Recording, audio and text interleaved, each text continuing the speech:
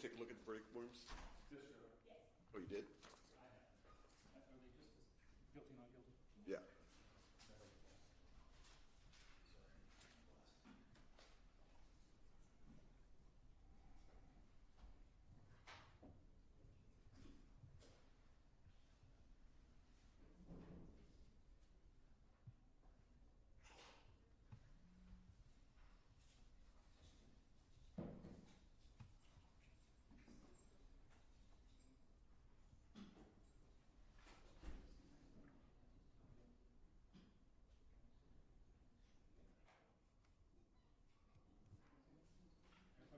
Yes.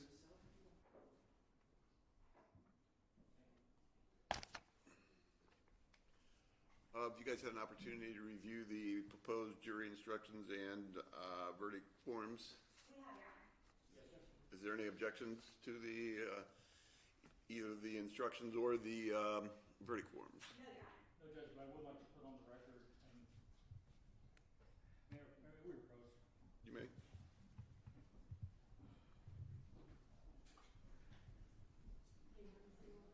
I think you want. Let's start out with the ocean sounds, y'all. You can go tell Kathy to make the copies for everyone.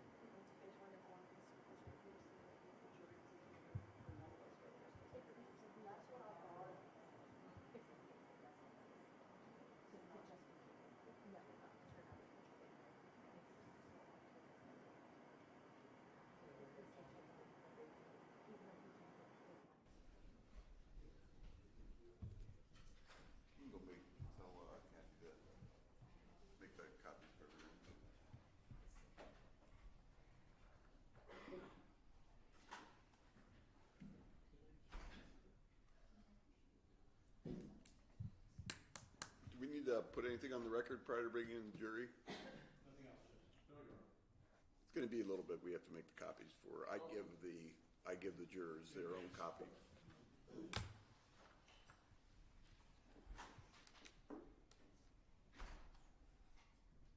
Tell me, should they you read part and then after you read the rest? Right.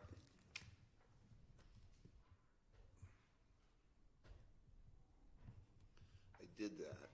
I'm doing that because I had a trial and everyone got up and left when I started to read 58 pages of jury instructions.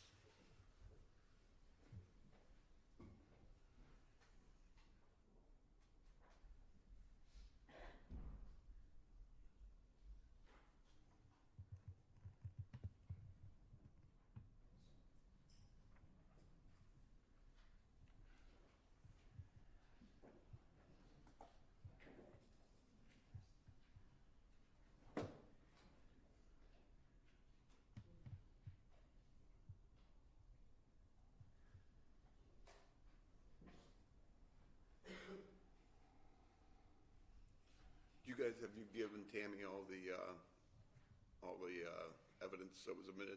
Yes, sir. We have not yet. We will after closing. We've got it up here. Okay. You have that computer. We don't have, we take a computer. That won't take long. No, I don't. You guys have the thing. Yeah, yeah.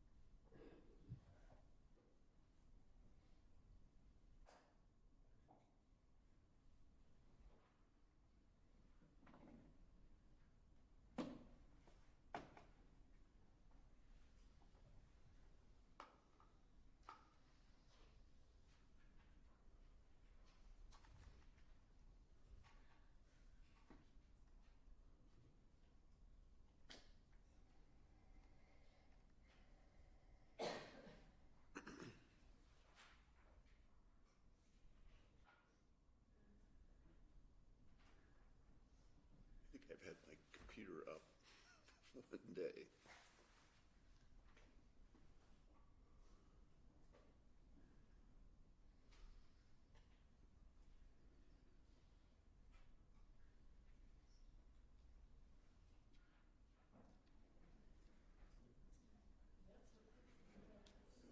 What's that? You can't see anything if it's up.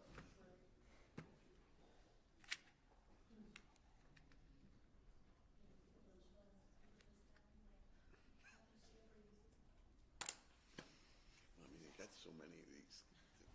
And then when we had that plexiglass, that was terrible. There's no way I could see any of the top jurors over there. I was watching a little bit of the news coverage on Husel. And when we did you weren't there, I don't think, yet. When we were going to use courtroom 2A for the initial jurors. I walked in there and went, "No. We'll do it up in my chambers."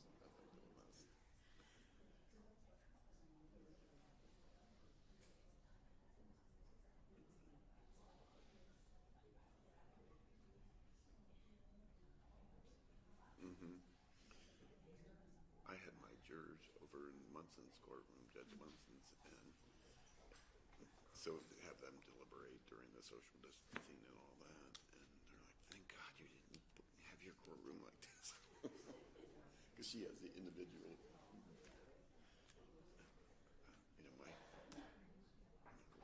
My response to that. You all ready? Because a lot of our jurors are pretty obese. We ain't gonna fit in there. It's not like I'm not doing that. Do we need to put anything on the record prior to bringing it to the jury? No, Your Honor. Jurors.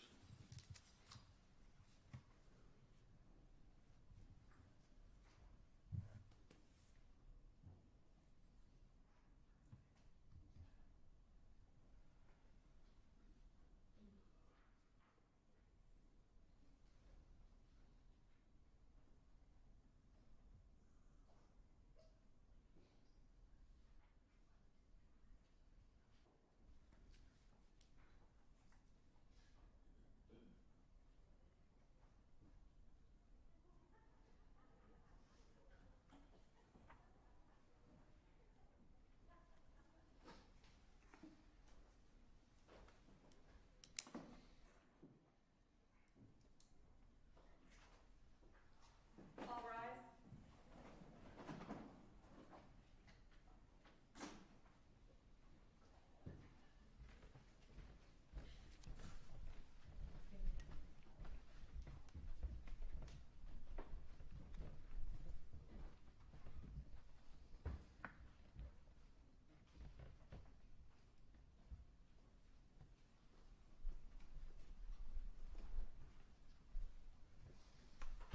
Everyone can have a seat. Good morning, ladies and gentlemen. What's going to go on right now, I'm going to provide you with the jury instructions. Then counsel for the state and counsel for the defense will provide you closing arguments. These are pretty complicated jury instructions, and I'm encouraging you to follow closely. You can pass them all out. I'm going to give you each a copy of the jury instructions to follow with me. And also, my wife hates being read to, so this will give you an opportunity to go along.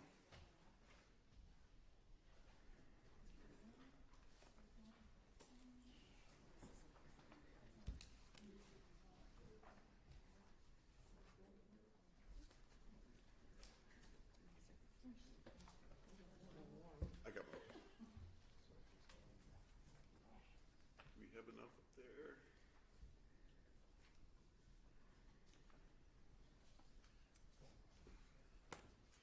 Ladies and gentlemen, members of the jury, you have heard the evidence and will hear the arguments of counsel. The court and the jury have separate functions. You decide the disputed facts, and the court provides the instructions of law. It is your sworn duty to accept these instructions and to apply the law that is given to you.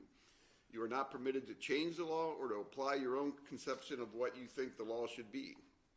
A criminal case begins with the filing of an indictment. The indictment informs the defendant that he or she has been charged with an offense. The fact that it was filed may not be considered for any other purpose. The plea of not guilty is a denial of the charge and puts in issue all the essential elements of an offense. The defendant is presumed innocent unless guilty is established beyond a reasonable doubt. The defendant must be acquitted of an offense unless the state produces evidence which convinces you beyond a reasonable doubt of every essential element of the offense. Reasonable doubt is present when, after you have carefully considered and compared all the evidence, you cannot say you are firmly convinced of the truth of the charge. Reasonable doubt is doubt based upon reason and common sense. Reasonable doubt is not mere possible doubt because everything relating to human affairs or depending on moral evidence is open to some possible or imaginary doubt. Proof beyond a reasonable doubt is proof of such character that an ordinary person would be willing to rely and act upon it in the most important of his or her own affairs. Evidence is all the testimony received from the witnesses, the exhibits admitted during the trial, and facts agreed to by counsel. Evidence may be direct or circumstantial or both. Direct evidence is testimony given by a witness who has seen or heard the facts to which the witness testifies. It includes exhibits admitted into evidence during the trial. Circumstantial evidence is the proof of facts or circumstances by direct evidence from which you may reasonably infer other related or connected facts which naturally and logically follow according to the common experience of mankind. To infer or to make an inference is to reach a reasonable conclusion of facts which you may but are not required to make from other facts which you find have been established by direct evidence. Whether an inference is made rests entirely with you. Direct and circumstantial evidence are of equal weight. You may not make one inference from another inference, but you may draw more than one inference from the same facts or circumstances. The evidence does not include the indictment or opening statements or closing arguments of counsel. The opening statements and closing arguments of counsel are designed to assist you. They are not evidence.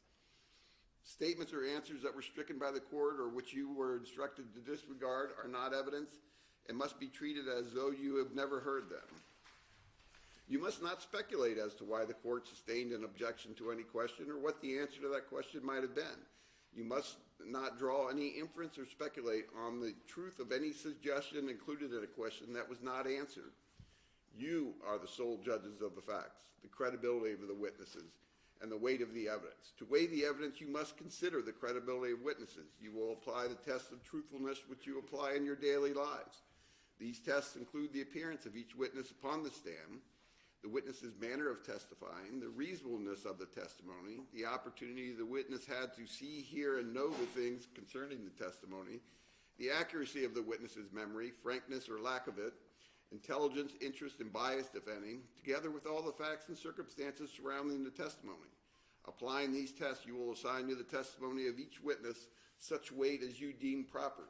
You are not required to believe the testimony of any witness simply because he or she was under oath. You may believe or disbelieve all or any part of the testimony of any witness. It is your province to determine what testimony is worthy of belief and what testimony is not worthy of belief. The testimony of the defendant is to be weighed as the same rules that apply to other witnesses. Generally, a witness may not express an opinion. However, one engaged in a particular profession may express an opinion because of their education, knowledge, and experience. Such testimony is admitted for whatever assistance it may provide to help you arrive at a just verdict.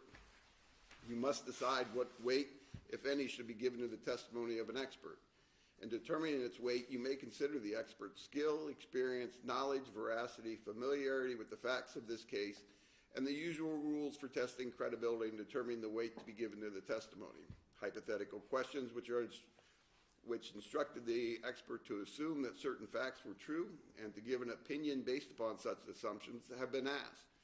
You must determine whether the assumed facts upon which the expert based his opinion are true.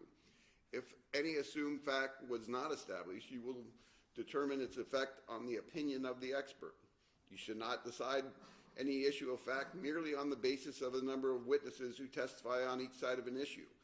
Rather, the final test in judging evidence should be the force and weight of the evidence, regardless of the number of witnesses on each side who testify to an issue. The testimony of one witness, if believed by you, is sufficient to prove any fact.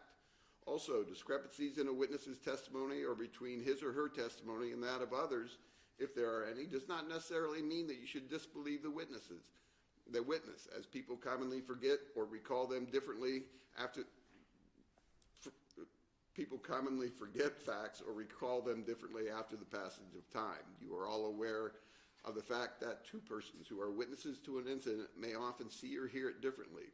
In considering the discrepancy of a witness's testimony, you should consider whether such difference concerns an important fact or a trivial one.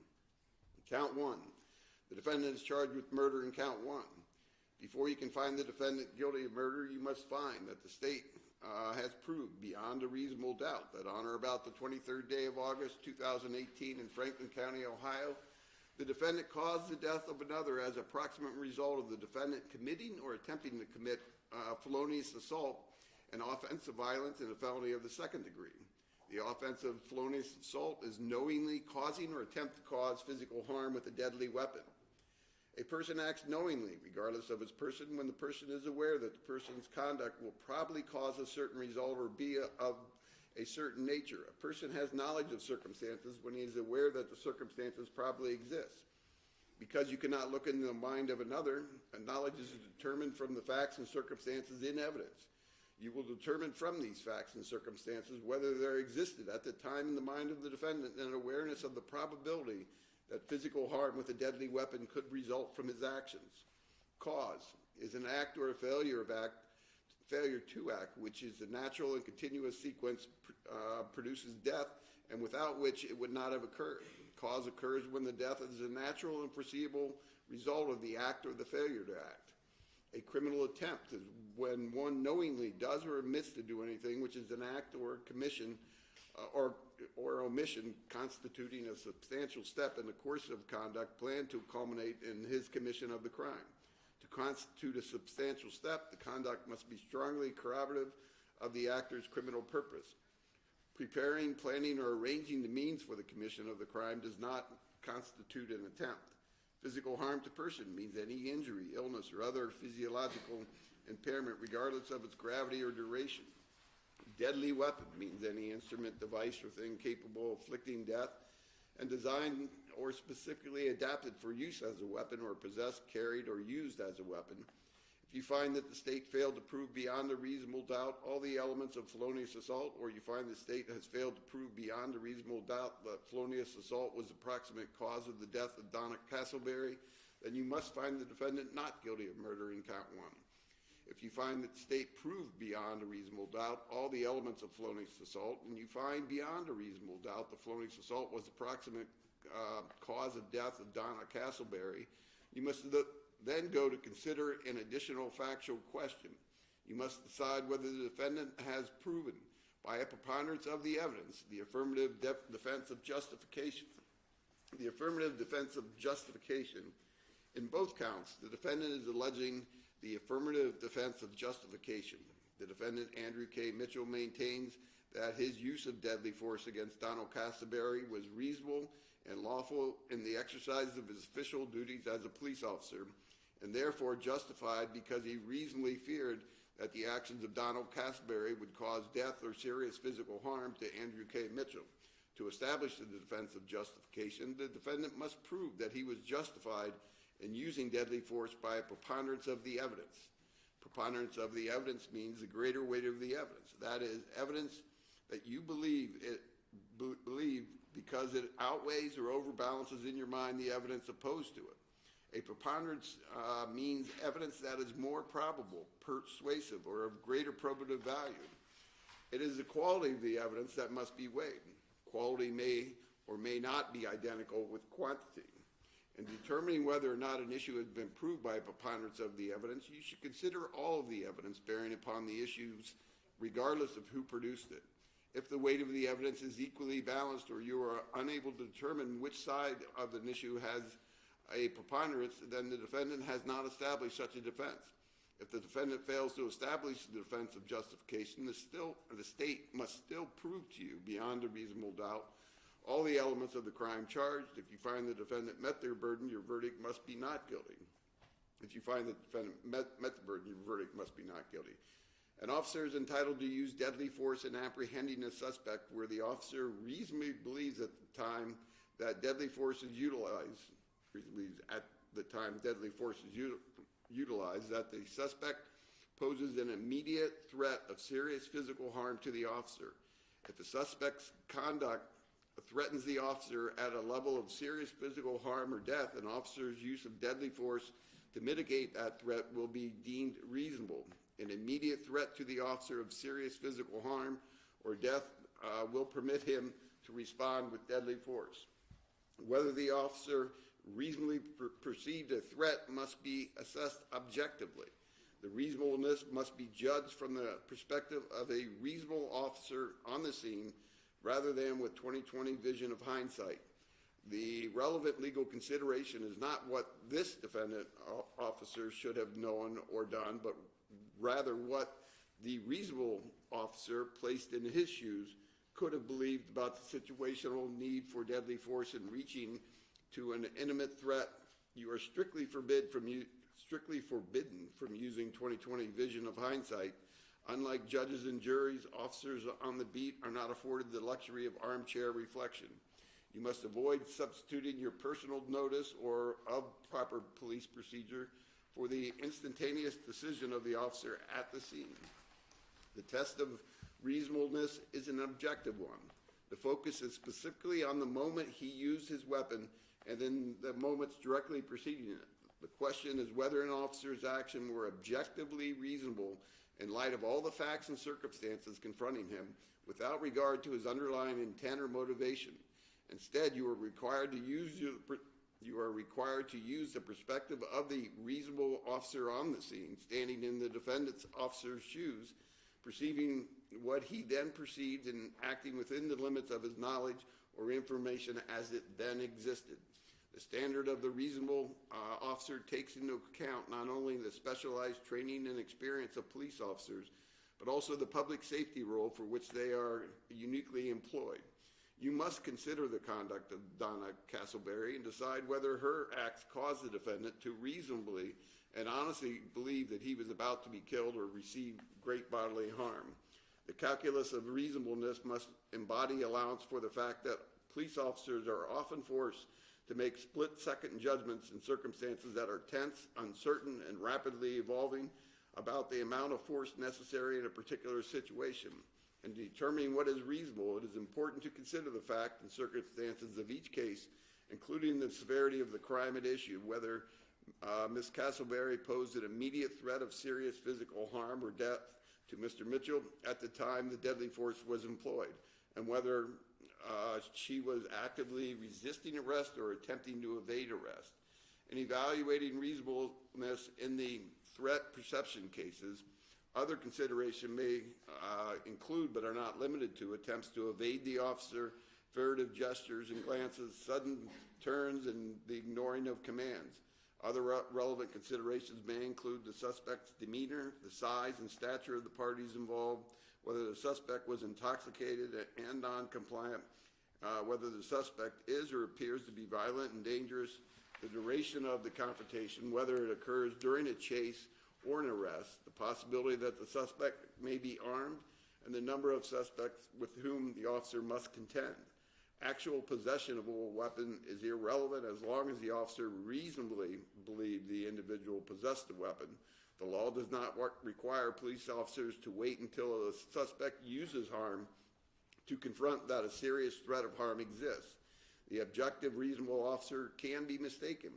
Even if the officer had a mistaken belief, as long as that mistaken belief is reasonable under the then existent circumstances, the officer is justified in using deadly force. If an officer reasonably but mistakenly believed that a suspect was likely to fight back, for instance, the officer would be justified in using deadly force. If you find that the officer held a reasonable but mistaken belief as to the facts that prompted him to act, then the officer is justified and your verdicts must be not guilty. If you find that the defendant did not prove justification by a preponderance of the evidence and the state proved the element of the considered offense beyond a reasonable doubt, then your verdict must be guilty. If you find that the state has proven beyond a reasonable doubt the elements of murder and the defendant has not proven by a preponderance of the evidence the affirmative defense of justification, you should not immediately render a guilty verdict on count one. Instead, you should consider your deliberations by moving on to count 2. Count 2, the defendant is charged with voluntary manslaughter in count 2 of the indictment. Voluntary manslaughter is knowingly cause the death of another while the defendant is under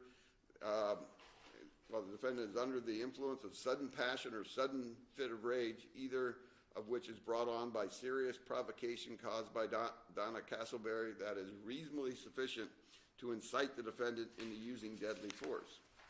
Before you can find the defendant guilty of voluntary manslaughter, you must find that the state proved beyond a reasonable doubt that on or about the 23rd day of August 2018 in Franklin County, Ohio, the defendant knowingly caused the death of Donna Castleberry.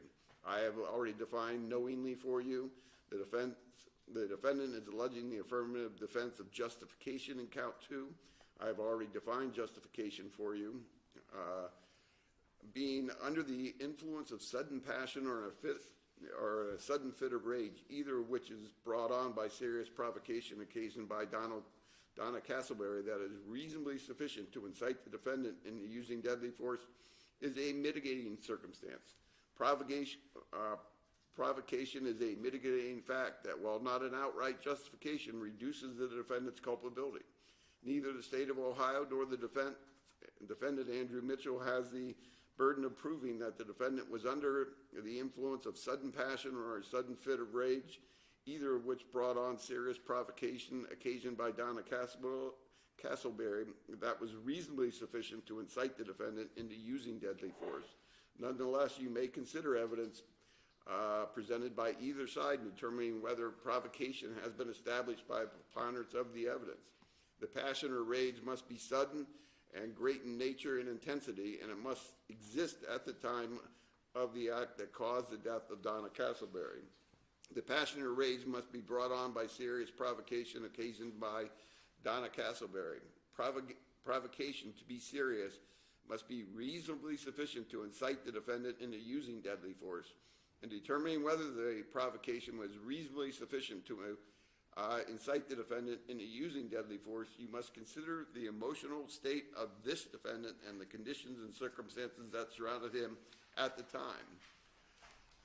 Preponderance of the evidence has already been defined for you. In determining whether or not the mitigating circumstances have been proved by a preponderance of the evidence, you should consider all evidence hearing upon that issue, or it should be bearing upon that issue, regardless of who produced it. Deadly force means any force which carries a substantial risk that it will probably result in the death of a person. If you find that the state has not proven beyond a reasonable doubt that the defendant knowingly caused the death of Donna Castleberry, you must find the defendant not guilty of voluntary manslaughter. Or if you find that the defendant did not cause the death of Donna Castleberry while under the influence of sudden passion or a sudden fit of rage, either of which was brought on by serious provocation occasioned by Donna Castleberry, that was reasonably sufficient to incite Andrew Kirk Mitchell into using deadly force, you must find the defendant guilty of not guilty of voluntary manslaughter. If you find that the state has proven beyond a reasonable doubt that the defendant knowingly caused the death of Donna Castleberry, and you find that the defendant did so while under the influence of sudden passion or a sudden fit of rage, either of which was brought on by the serious provocation occasioned by Donna Castleberry that was reasonably sufficient to incite Andrew Kirk Mitchell into using deadly force, you must then decide if the defendant has proven by a preponderance of the evidence the affirmative defense of justification. The affirmative defense of justification has already been defined by you. If you find that the state has not proven beyond a reasonable doubt that the defendant knowingly caused the death of Donna Castleberry, then your verdict on count 2 should be not guilty.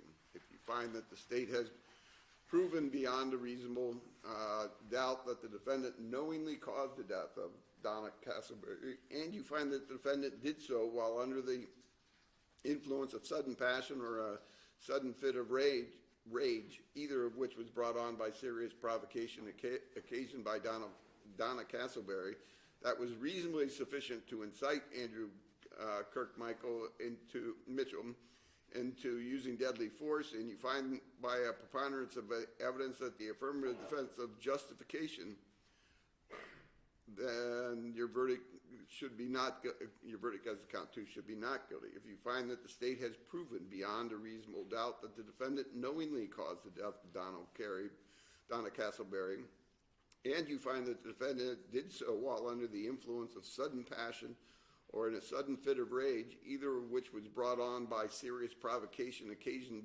by Donna Castleberry that was reasonably sufficient to incite Andrew Kirkmichael into using deadly force, and you find the defendant has not proven by a preponderance of the evidence the affirmative defense of justification, then your verdict as to count 2 should be guilty.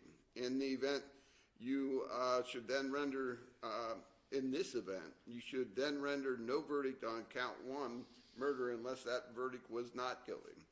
If you find that the state has proven beyond a reasonable doubt that the defendant knowingly caused the death of Donna Castleberry, and you do not find that the defendant did so while under the influence of sudden passion or a fit of rage, either of which was brought on by serious provocation occasioned by Donna Castleberry that was reasonably sufficient to incite Andrew Kirkmichael into using deadly force, and you find the defendant has not proven by a preponderance of the evidence the affirmative defense of justification, then you should return to your decision in count 1, murder, and render no verdict as to count 2 unless your verdict is not guilty.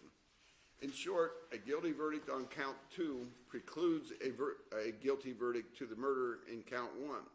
You may find the defendant guilty of only one of the 2 counts in the indictment. You are permitted, however, to find the defendant not guilty on both counts.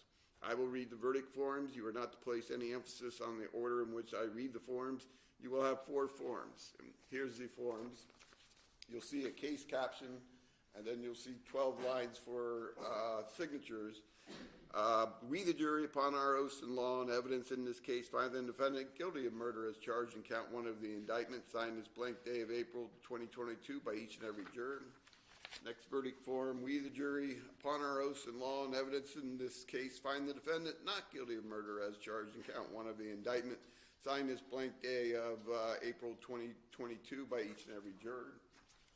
Next verdict form, case caption, we, the jury, upon our oaths and law and evidence in this case, find the defendant guilty of voluntary manslaughter as charged in count 2 of the indictment, signed this blank day of April 2022 by each and every juror. Similar 12 signature lines. And the final verdict, we, the jury, upon our oaths and law and evidence in this case, find the defendant not guilty of voluntary manslaughter as charged in count 2 of the indictment, signed this blank day of April 2022 by each and every juror.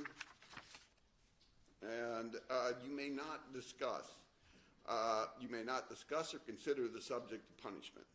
Your duty is confined to the determination of guilt or innocence of the defendant. In the event you find the defendant guilty, the duty to determine the punishment is placed by law upon the court. You must not be influenced by any consideration of sympathy or prejudice. It is your duty to carefully weigh the evidence, to decide all disputed questions of fact, to apply the instructions of the court to your findings, and to render your verdicts accordingly. In fulfilling your duty, your efforts must be to arrive at a just verdict. Consider all the evidence and make your findings with intelligence and impartiality, and without bias, sympathy, or prejudice, so that the state of Ohio and the defendant will feel that their case was fairly and impartially tried. If during the course of the trial the court said or did anything that you consider an indication of the court's view on the facts, you are instructed to disregard it. And at this time, we're going to begin with closing arguments. Any closing arguments on behalf of the state of Ohio?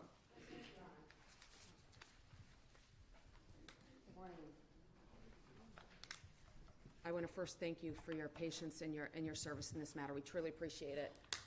If any of us during closing arguments state anything and you recall the facts differently, please rely on your collective memories. Nobody's trying to deliberately mislead you, but we've all heard a lot of testimony, and if we misstate something, what you recall is what's important. I don't think there's any real dispute that the defendant knowingly caused the death of Donna Castleberry as a proximate result of him shooting her, which is a felonious assault, we know. The real issue here, as we know, is was he justified? What started as a typical prostitution encounter, soliciting encounter, became atypical because the defendant didn't have his badge, he didn't have his walkie, There was no backup. The way he pulled up to this building was atypical for him even, to block Donna's door in. And he didn't take her to the library or to Princeton, the normal spots that the team would take a prostitute so that they could make the arrest with the help of their team.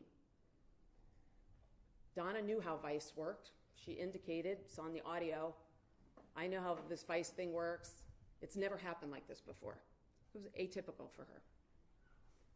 After he parks and he shows her his ID card, he says to her, I ain't trying to kidnap you or anything.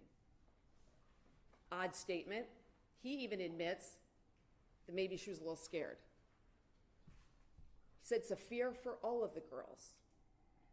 So that statement alarms her. She begins to ask for more proof. Where's your badge? Where's your walkie? It's never happened like this. She's willing to sit and wait while he texts his buddy. He says, I'll text my buddy. Not my partner, not giving a badge number, not calling dispatch. No one comes. They're sitting there for a while. So she sees an opportunity when a citizen comes out of the building and starts yelling for help. The window goes down. She cries for help, and that's what started this tragic chain of events, her cry for help. She's trying to get away. Give me a moment. She's trying to get away from a man she thought was going to kidnap her. A valid concern for prostitutes who are in a vulnerable position. Even Laura Evans admitted she doesn't act as a decoy without less than 5 officers nearby because it's dangerous. And she said so she doesn't get kidnapped or drug into a car. The defense has stated that Donna was a deadly threat throughout this encounter. What actions, what words on that video suggest to you she was maliciously trying to kill the defendant?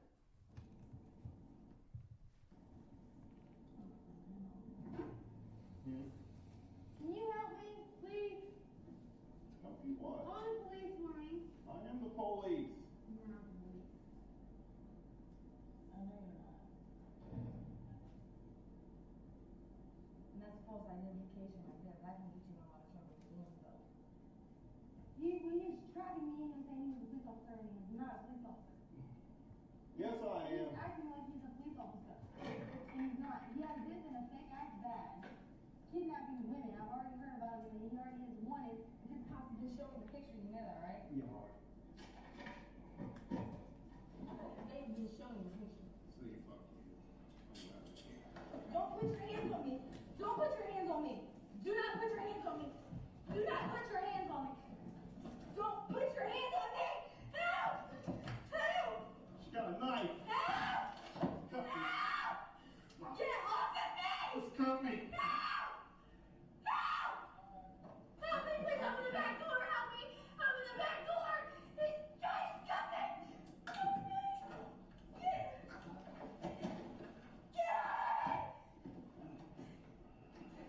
Please help me! Please help me!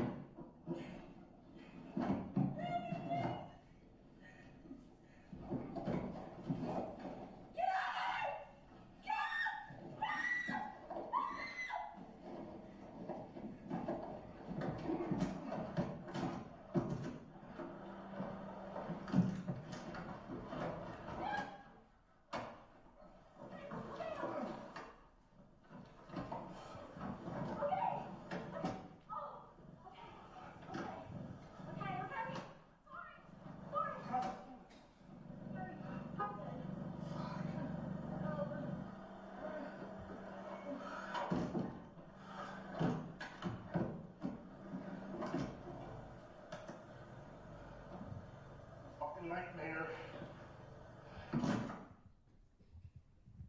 In order to believe the defense, their theory and their justification, they paint Donna as an aggressor, as a constant threat until the last shot. Was it reasonable to believe she posed a threat of serious physical harm or death to him at the moment he fired, when she's in the back seat, when she's trying to get away from him? Start with the testimony. I'm going to try to move out of everybody's way here. Detective Mitchell. You have to ask yourself, is it believable? Is it credible? You want the lights down? We cut a little bit if that's helpful.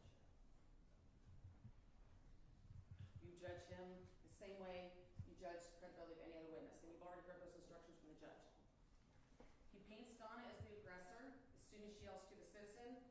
The theory being she is faking this. She is making this all up to avoid going to jail. But does that fit with the evidence? There's no evidence he knew she had a warrant. There's no evidence she knew she had a warrant. And she's saying call the police. She's asking this guy, call the police for me. Does that make sense? That she's just trying to avoid getting out of jail potentially? He maintains she's the aggressor the entire time until the last shot. So her body language, kicking her feet, flinging her arms until the very end. He reluctantly admitted that she may have been scared sometime towards the beginning. Claims he made many attempts to de-escalate. You can review the video and the audio, decide if you believe there's attempts to de-escalate. On direct, he said he was focused on trying to keep his distance and get away from her. Yet, when he opened the door, there was an opportunity he never took. Painter is the aggressor trying to kill him the entire time. Decide if you think that's believable. He insists she was trying to kill him even while she's in the back seat, and that he was fighting for his life until the last shot.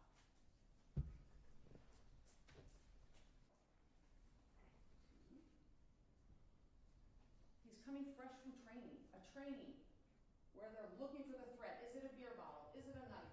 Is it a gun? Looking at the threat, focusing in on the threat. So he's fresh from this training. Identifying the threat, watching for the threat, stopping the threat. At the time she's in the back seat, ask yourself how she was trying to kill him. At the time he fired each of these shots, and he must account for each of his shots. According to him, she is still trying to kill him until the very last shot. Ask yourself if that's reasonable or believable. According to Josh Durst, independent agency, independent witness, he said shots were fired from the front seat. He said flight path 3 even, he believed the muzzle was beyond the headrest. So over the headrest because he didn't find any holes, and because of that path, he thought that he was probably had the muzzle of the gun over the headrest. Mitchell says he doesn't see the knife, but her kicking and moving around was her attempt to kill him. We know he was never cut again after the initial cut, and the knife's found in the front seat. Even if we believe everything he said, he still had time, after he released her hands, to get free, undo his seatbelt, open the door, grab his holster, so he put it up by his chest, remove the gun, and fire across his body, according to his testimony. She's in the back seat. She hasn't touched him at all at this point, and he fires her. In the audio, it shows a woman trying to get away from a suspected kidnapper. Get off me, crying, help me, open the back door. Are these the words of a determined, aggressive killer, as Mr. Davis characterized her? Are there any words threatening to kill him? Is she saying, die, I'm going to kill you? Anything to that effect. If she had the knife and wanted to, she had an opportunity to kill him. She was in the front and closer to him. That would be a better opportunity to be aggressive and try to kill him, if that was her intent rather than moving to the back seat. If she's trying to get to the back seat to get away from a suspected kidnapper, she's not a threat.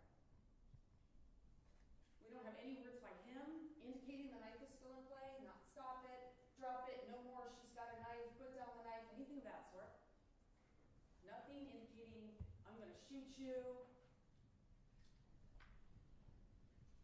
As I mentioned, on direct examination, he said he was trying to keep his distance and get away from her. There was an opportunity, if that were the case, and he didn't take that opportunity. He failed to reassess. The circumstances changed when she moved to the rear seat, and he failed to acknowledge it. Expert testimony. We have two experts with very diametrically opposed testimony. You get to decide who to believe. Ask yourself, who was candid? Who admitted things that maybe didn't favor the position of that party? Was the witness allowed to answer the question witness led to a response, or did they offer the information? Mr. Borden told you he testifies all over the country as an expert. Said this is an outlier. This case is an outlier. He testifies a lot. This is the only case he's testified against an officer. This is a man who lectures to officers, trains them all over the country. His reputation is everything. Being here doesn't make him popular. He's here because this case is an outlier, because what he saw, he believed to be contrary to what a reasonable officer would do, and found it not to be objectively reasonable. Mr. Davis, I probably spent 10 or 15 minutes just trying to find out how many times he's ever testified as an expert in a case like this. He couldn't answer me. He said maybe it wasn't the right CD. He went through, kept trying to go through, looking at cases, oh, that was dismissed, I guess, or maybe this was one, and he's an expert. He doesn't know how many times he's testified on either side in a case like this. Instead, as I pointed out, in at least one case we finally were able to have a conversation about, that he testified as a detective about a surveillance video. It was on his resume, it wasn't even a use of force case that he was asked to testify about.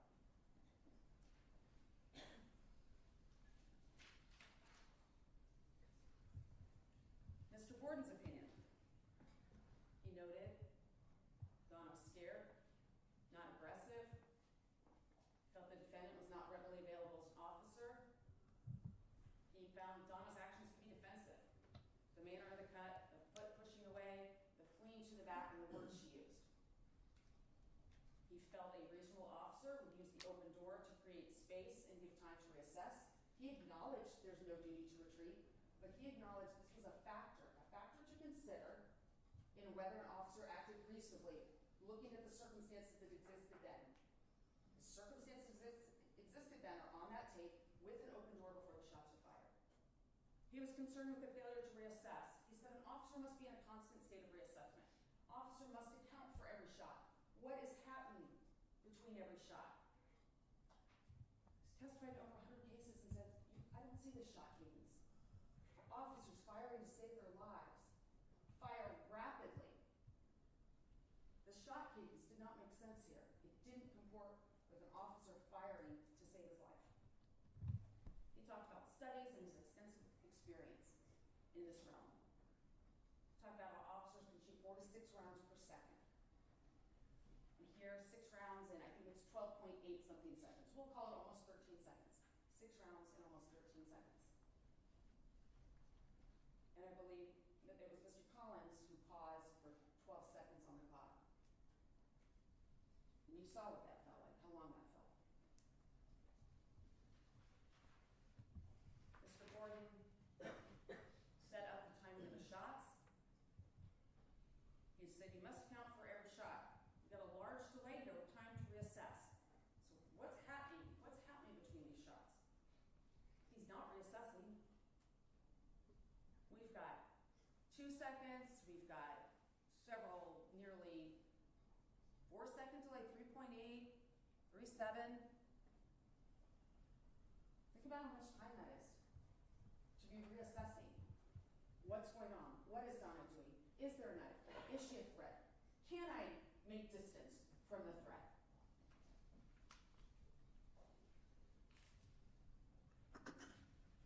Mr. Davis, reluctant to answer my questions, wouldn't even admit that the rear door locks were engaged, even though the defendant said that. It was in the materials. Detective Shepard said that. Claimed, I'm not sure how it works in that model. This is the guy, remember, he went out and saw the car. He didn't even check that. So he won't even admit that to me. Consider that when you consider his candor and whether he's biased in this case. He refused to agree Donna created separation, that being in the back was a change in circumstance.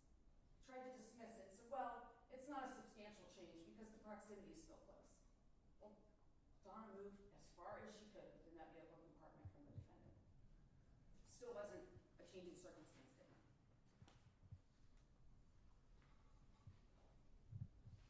He ignored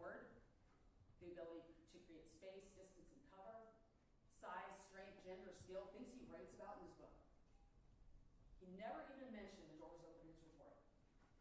And the video is uncontroverted evidence that that door was open. Why doesn't he mention that? Claims Donna was the aggressor from start to finish, and she was agitated until the last shot. When asking, what's the evidence she's agitated? Well, because she was moving around. A lot of reasons Donna could have been moving around in the back of that car. She's trying to get away.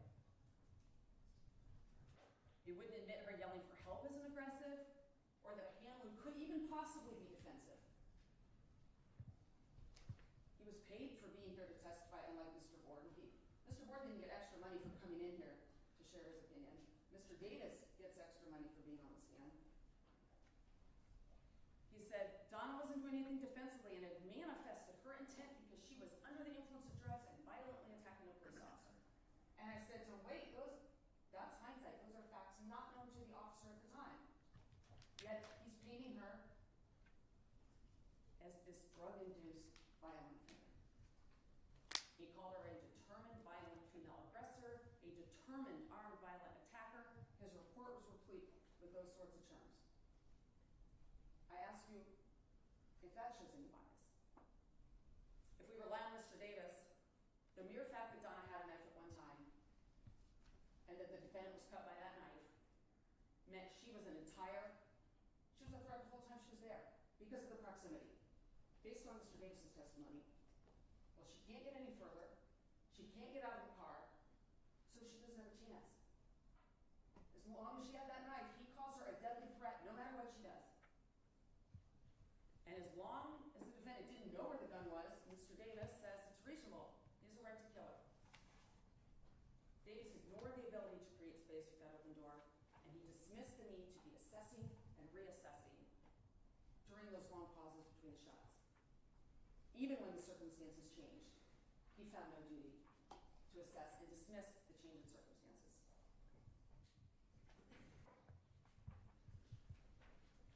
This case is about the justification. Was defendant's use of force objectively reasonable? And we've heard that time and heard Graham and heard all of these terms many times. I won't belabor it too much. Did he reasonably believe at the time the deadly force was used? And I think that's what he said in 8 of the jury instructions. At the time it was used, not when he was cut. At the time he fired, did Donna pose a threat of serious physical harm or death to him? So when she's in the back, did she? If you find they prove that by preponderance of evidence, then it's not guilty. Case over. If he didn't prove it by preponderance of evidence, and you find we have proven our case beyond a reasonable doubt, you'll have a guilty verdict as to one of the counts. You'll hear that an officer can be mistaken. We know that split-second decisions need to be made by officers. We understand that the job is dangerous, but officers also have an obligation to preserve life. And as I think Mr. Borden said, with this awesome power comes great responsibility. So we're looking at, was the use of deadly force objectively reasonable? Did he reasonably believe at the time the deadly force was used that she posed an immediate threat of death or serious physical harm to him? We're going to judge it from the perspective of a reasonable officer on the scene, not in 20/20 hindsight. But that doesn't mean we just accept everything he said. What we mean is we don't add in factors and circumstances. We look at what existed at the time and what a reasonable officer would have done. We use Graham as this judgment tool to analyze this. Was it objectively reasonable? In light of all the facts and circumstances, using the perspective of a reasonable officer on the scene, standing in his shoes, acting within the limits of what he knew. And the standard of reasonable officer takes into account their specialized training and their experience.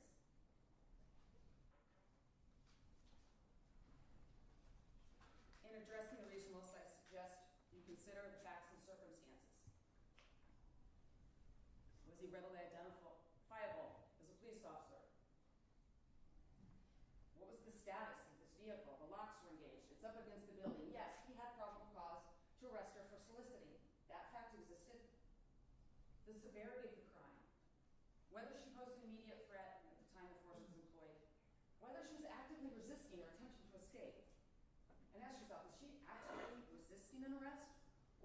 he trying to get away from a perceived kidnapper?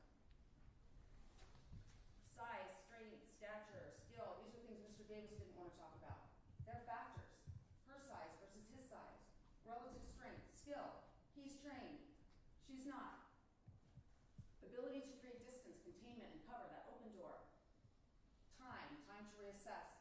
Time to move away, assess the situation. It's the time of the encounter. Whether it's night or day or the lighting, it's daytime. The demeanor of the suspect. And we've talked about whether Donna was cooperative, whether she was an aggressor or aggressive. You can make that determination. Did she pose an immediate threat at the time he used deadly force? She's in the backseat. She moved away from him. There's no signs of a knife. She's yelling, "Help me, get off me, help."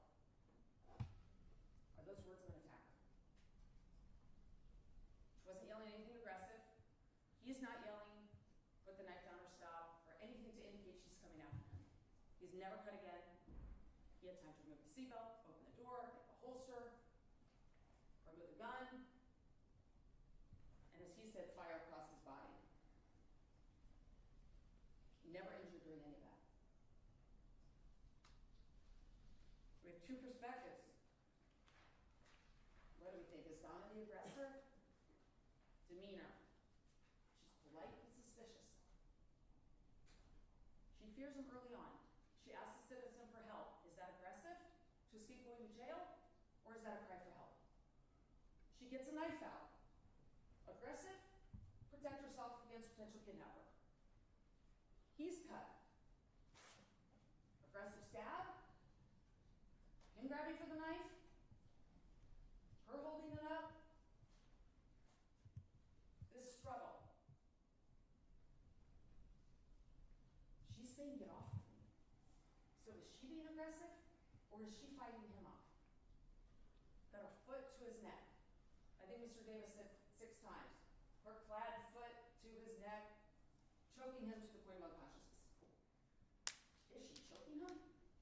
She pushed him off. She's saying, "Get away." Fleeing to the back of the car. Do we believe this is to get a tactical advantage to try to knife him from the back seat? Or is she trying to get away from him? What's reasonable? Count 1, and the judge has gone over this, so I'm not going to spend time here, but count 1 is murder, knowingly caused the death of Donna as a proximate result of committing a felonious assault. That shooting. Don't think there's any dispute as to that. We know it's an F2 offensive violence. The judge has already told you that. The felonious assault is causing physical harm to Donna by means of this deadly weapon. We have to prove these elements beyond a reasonable doubt. I don't believe this is in dispute. What is in dispute is the justification here. Count 2, voluntary manslaughter. We'll just call this provocation. We hear he's angry.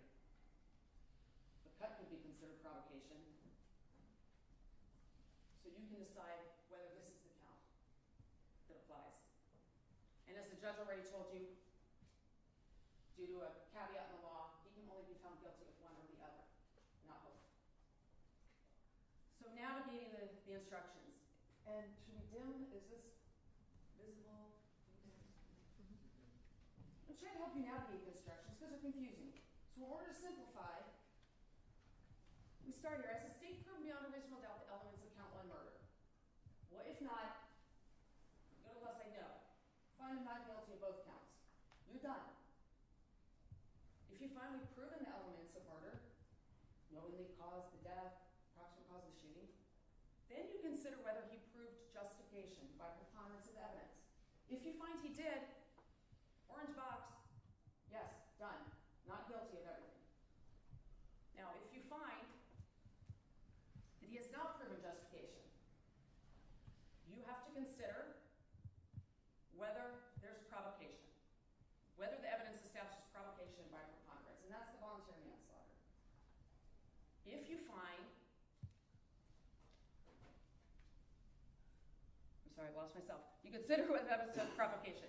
If you find provocation, then you find him guilty of count 2, voluntary manslaughter. We're in the left orange box now, and return no verdict on the murder. If you don't find provocation, you find him guilty of murder. of the count one, because you've obviously gotten to this point and already found that he knowingly caused the death as a proximate result of the shooting.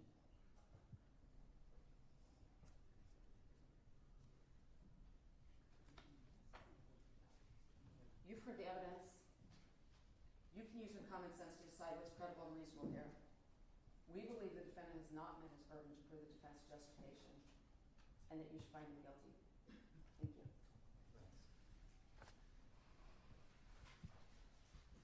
Any closing arguments on behalf of the defense? Yes, Your Honor, may we have that off, please? Yeah. The chart. Mr. Yeager, would you get some time to turn the chart? Yeah, you did.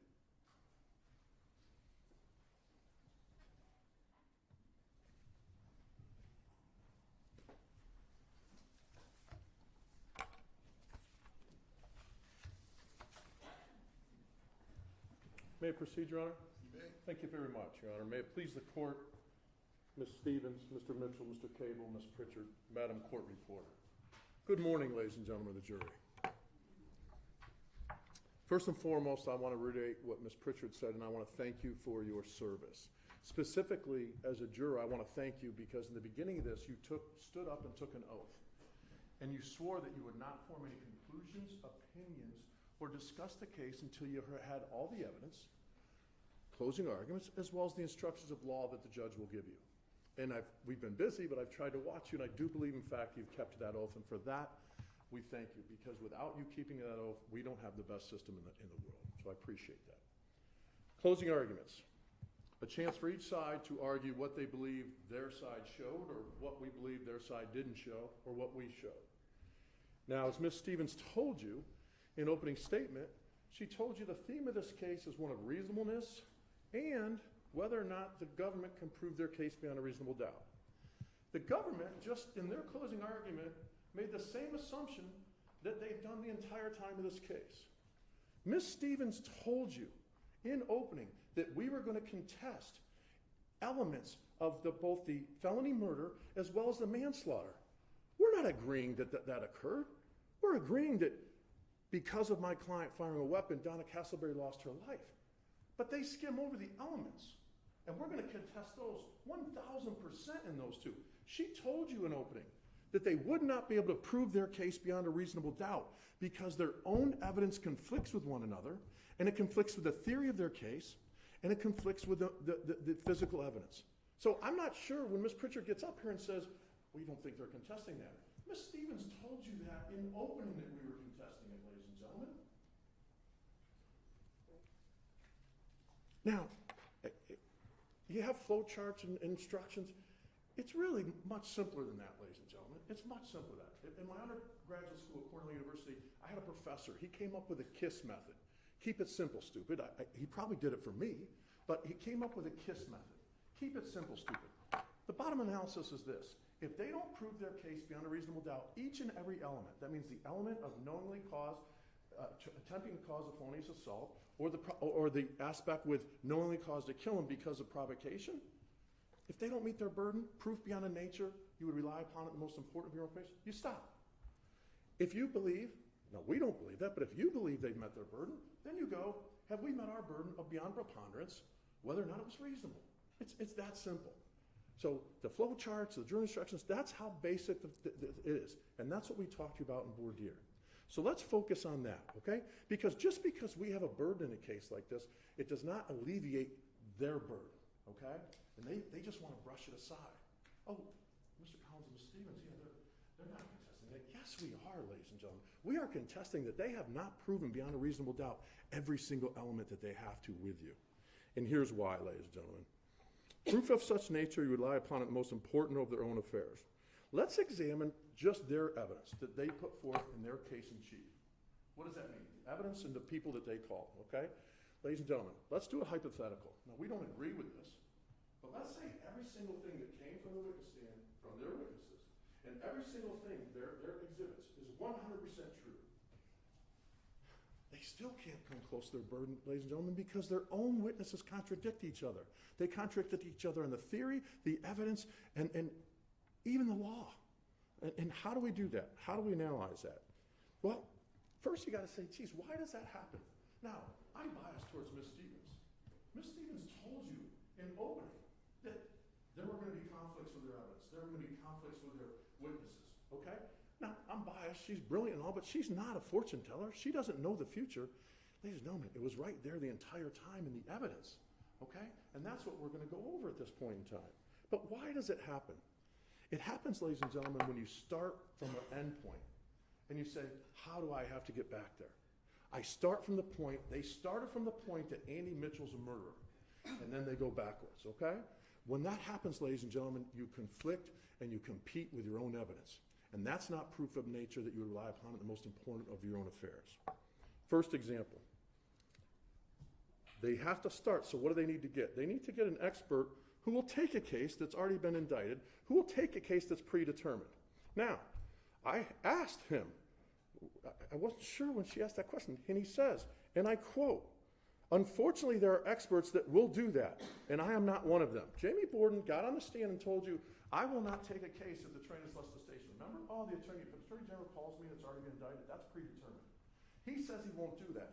Then I said, geez, the indictment here was in April of 19.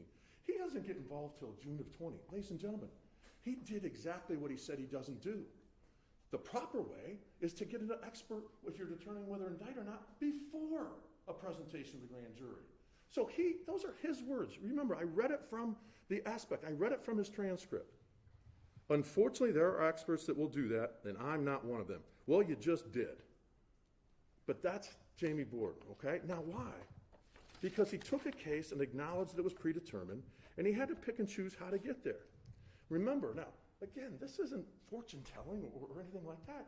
This situation, Miss Stevens told you in opening, look for 3 areas with Jamie Borden, their expert. 3 areas of concern. Area 1, false premises. Area 2, the materials that he blatantly ignores. And Area 3, all of his contradictions. He contradicts himself, and he contradicts the other witnesses. Let's look at how he contradicts himself and his beliefs. I started with him about the Phoenix case. I showed him the report he did on it, a 40-page report.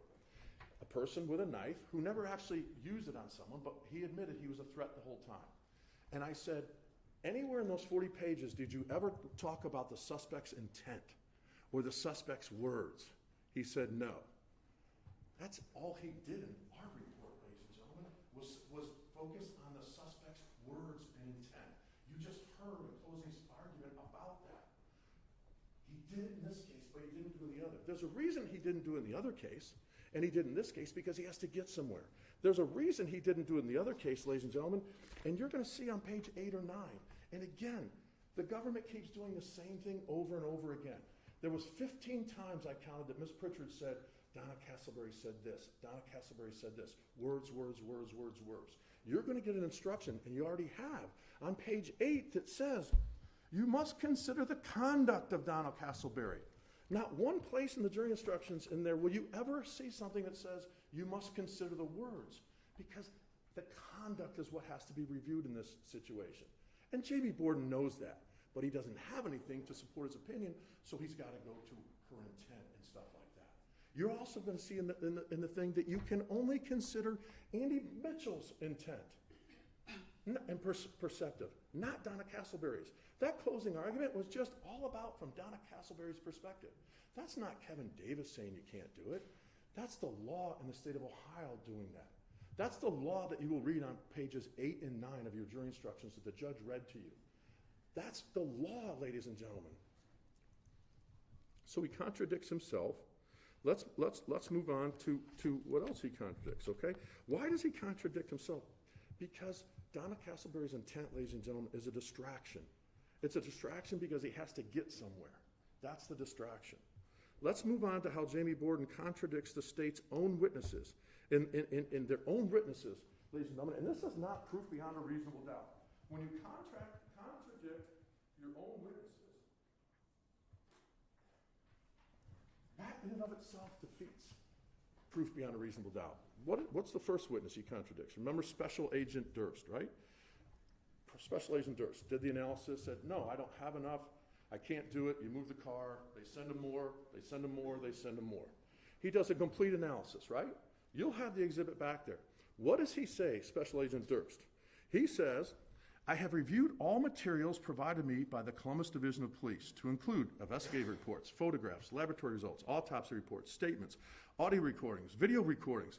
I have found no discrepancies or conflicts between items of physical evidence and the statement of Detective Mitchell regarding what occurred during the incident. That's their own expert saying there's no inconsistencies. The prosecutor just tried to give you some inconsistencies. Jamie Borden said, oh, well, I'm concerned. He said, I'm concerned because he found a lack of physical evidence that supports Andy's statement. You can't have one witness who's Special Agent Durr say, I find there are no inconsistencies, there's no conflict, after reviewing my client's statement. And then have another of their expert witnesses say, geez, it concerns me because it's inconsistent. It doesn't work that way, ladies and gentlemen. That's not proof beyond a reasonable doubt. And you'll have this back there. You'll have the exhibit back there. How about the contradictions between Jamie Borden and Loomis? Loomis, that guy's great, right? When you picture an audiovisual expert, isn't Mr. Loomis the type of person you picture? Absolutely, knows his stuff. But what does Jamie Borden do? Loomis tells you he has third level LEVA certification. Ms. Pritchard said fourth, so third level, okay? So what does Jamie Borden have in certification on LEVA? 0, none. But he feels the need to convince you guys that he feels right commenting on his work, that he should do that. Even Kevin Davis, ladies and gentlemen, said, I'm level 1. I'm not commenting on Loomis's work. He has more credentials than me. Absolutely. What did Jamie Borden say? No, I feel that I can comment on his work. I said, wait a minute. He has more credentials than you. He goes, doesn't matter. I said, so you're comfortable with someone with less credentials reviewing someone with more credentials than you work? Absolutely, yes. That's the mindset that Jamie Borden starts from because he has to get somewhere. And he's trapped in that situation. Now, how about the actual physical contradiction between Loomis and Jamie Borden? Loomis is the expert. I said, what did you do? I enlarged it by 400%, right? I said, could you see anything in there? Oh, no, I couldn't see anything. How many times do you think Mr. Loomis has watched that report and put the audio on? How many times? He can't see anything in that car. What does Jamie Borden tell you, ladies and gentlemen? He tells you, oh yeah, it appeared as though it took Donna Castleberry 2 seconds to get from the front to the back. 2 seconds. He not only has hindsight vision, he has Superman microscopic vision, ladies and gentlemen. How can you possibly tell it took 2 seconds? And I asked him about the word appear. Well, it appeared. You can't see in there. Then he finally said, no, I can't see in there. But he has to put those types of things in. He contradicts the state's own other witnesses, ladies and gentlemen. Borden versus the police officers that they called. Let's look at those contradictions. Their first witness was Officer McDaniel. Jamie Borden testified that, you can't put hands on somebody when they resist.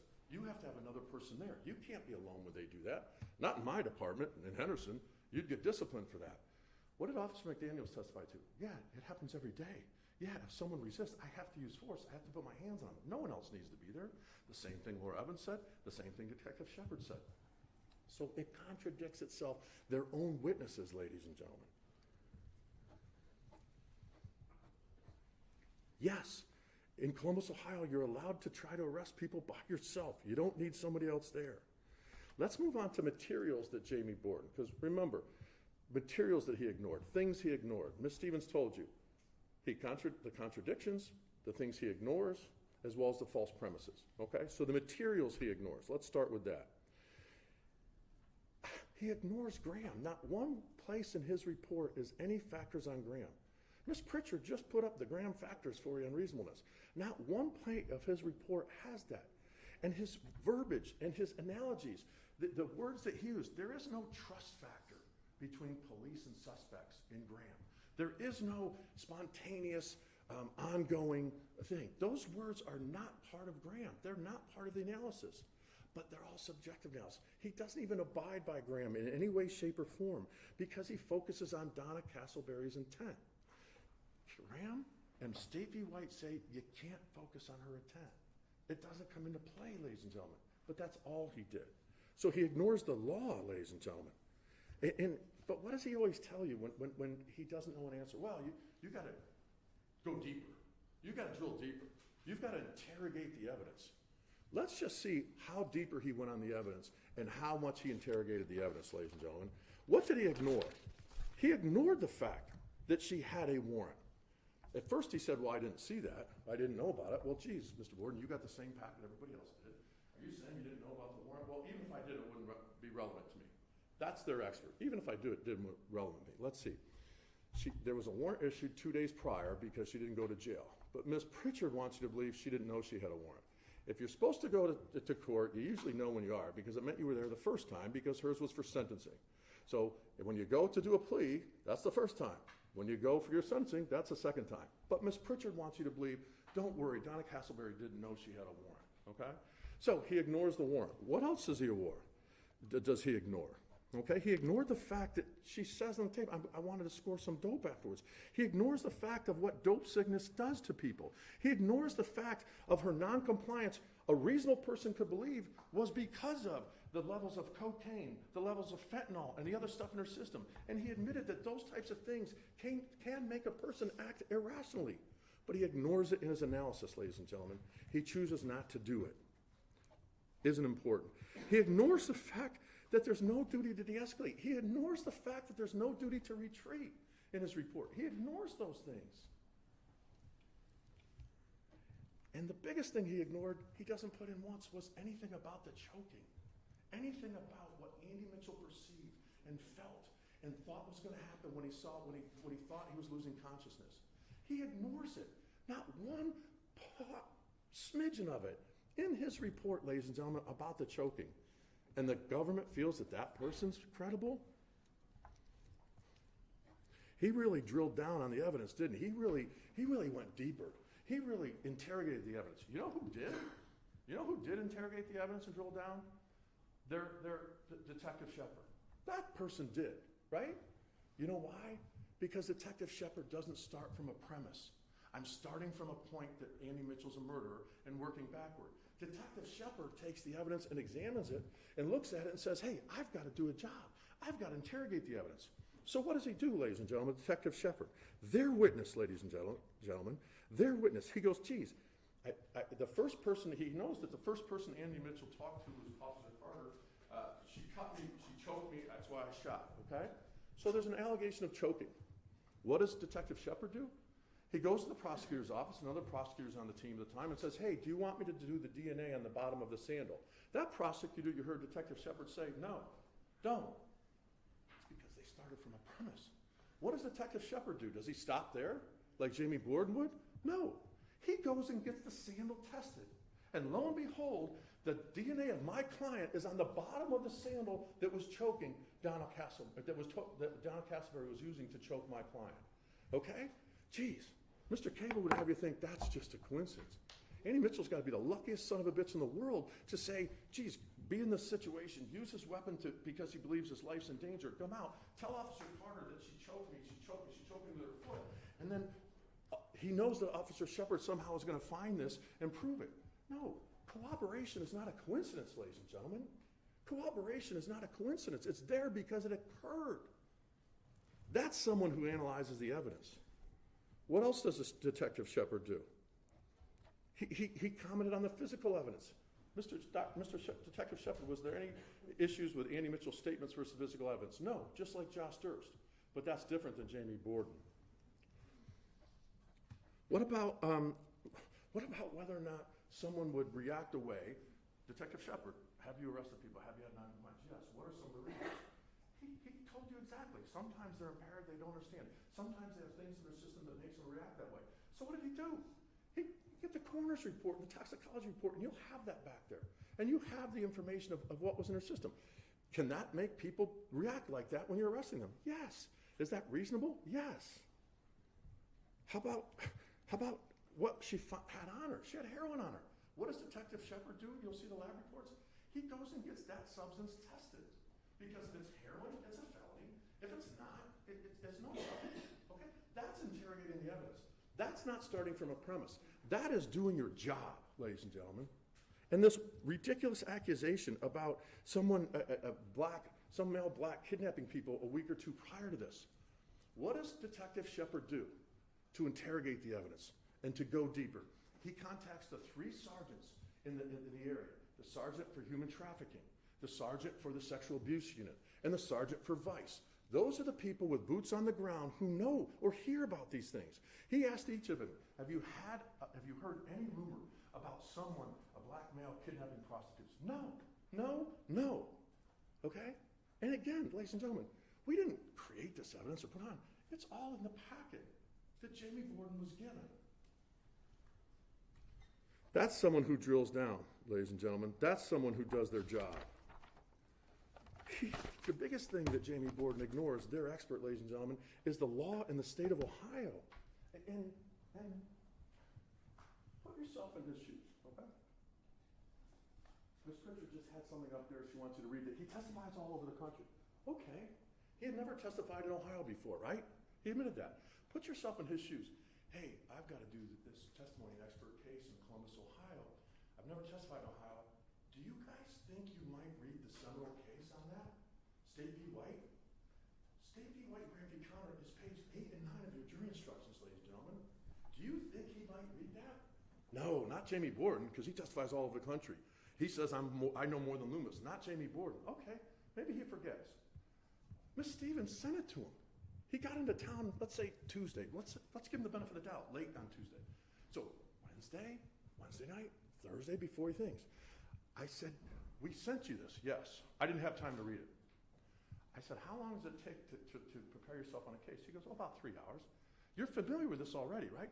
He doesn't even read Graham v. White when we send it to him in advance, ladies and gentlemen. Is that someone you want to rely upon to do anything? Is that someone that you think has any credibility? I didn't have time. What else did he not have the time for? Their expert.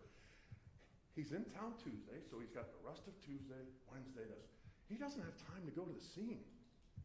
He doesn't have time to go to the scene. He doesn't have time to go to the car. Ladies and gentlemen, you did that. How long did it take? Not very long, and I'm sure longer for you guys because there was more of you and stuff like that. You did that. But that's the expert they want to use. How can you give an opinion if the opinion has to be of a reasonable police officer in Andy Mitchell's shoes?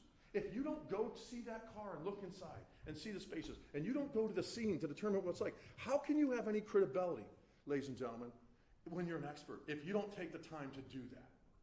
Why? It didn't matter to him. You heard him Google Maps, this, that, because he started from a premise and had to make it fit.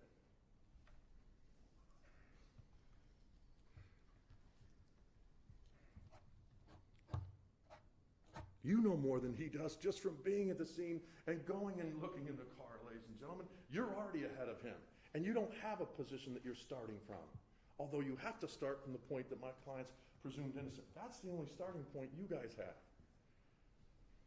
Let's move on to false premises. This was his undisputed facts of his report. Undisputed facts, and I'm going to do only 3 or 4 of them quick.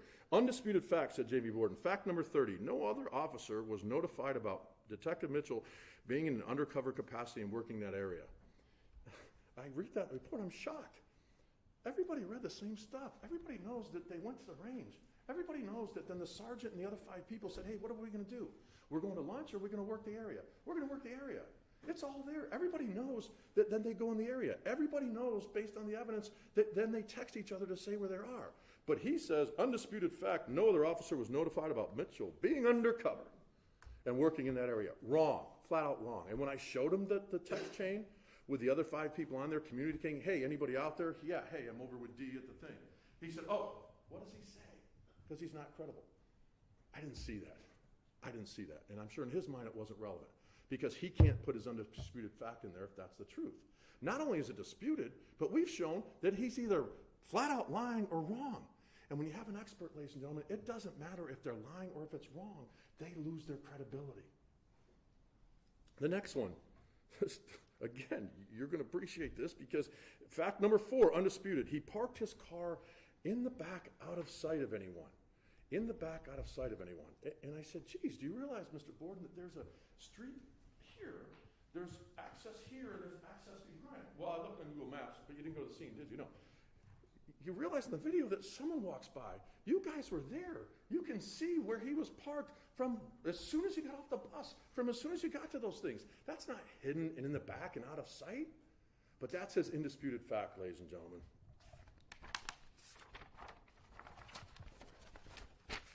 Facts 27 and 28 all are together in that grouping. He did not call for additional backup, that they had no effective forms of communication.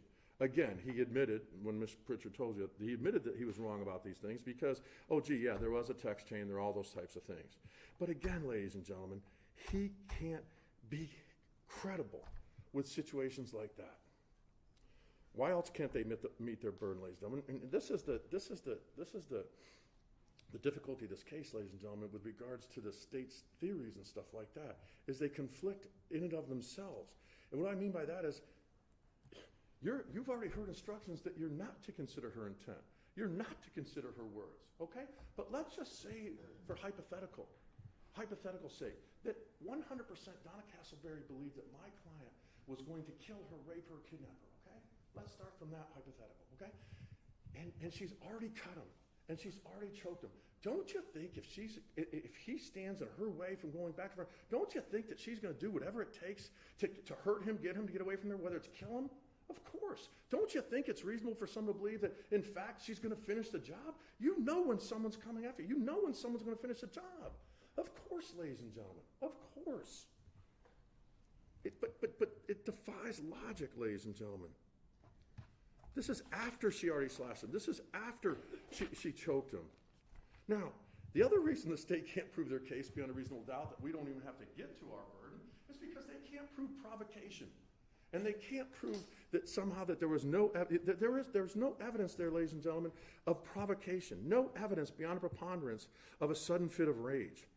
Jamie Borden was more mad at me than the situation you're deciding on, ladies and gentlemen. You heard him. He wasn't angry when he said, fuck you. He was frustrated because he said, fuck you. I'm going to handcuff you, okay? With Annie Mitchell, fuck you, but he tells her what he's going to do. That's not F you, I'm going to kill you. F you, you've made me so mad. F you, those types of things. That's not how it works, ladies and gentlemen, okay? Now, and again, with the cut. That's not a cut, ladies and gentlemen. This is a gash and a wound. It's 34 stitches. It's a blood transfusion and surgery. This isn't a cut. So with the gash and the wound, ladies and gentlemen, they're going to say, well, geez, that may be a reason that he was so pissed off and so provoked a shooter. No. How do we know that?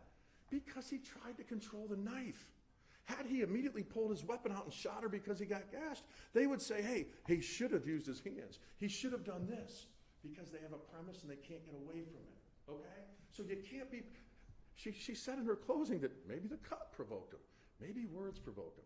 The only word prior to this situation is, fuck you, I'm going to handcuff you, okay? After the fact, an effing nightmare? Absolutely, ladies and gentlemen. Absolutely, for everything. Every police officer's nightmare is being in that situation and having to draw your weapon and having to potentially take someone's life. He told you he didn't want to do that. That's why he fought with her hands. That's what he told you. Okay, he told you he did. He's never fired his weapon in 30 years, ladies and gentlemen, in all these situations. And they want to call that abstract? Ms. Pritchard wants to tell you that that's abstract?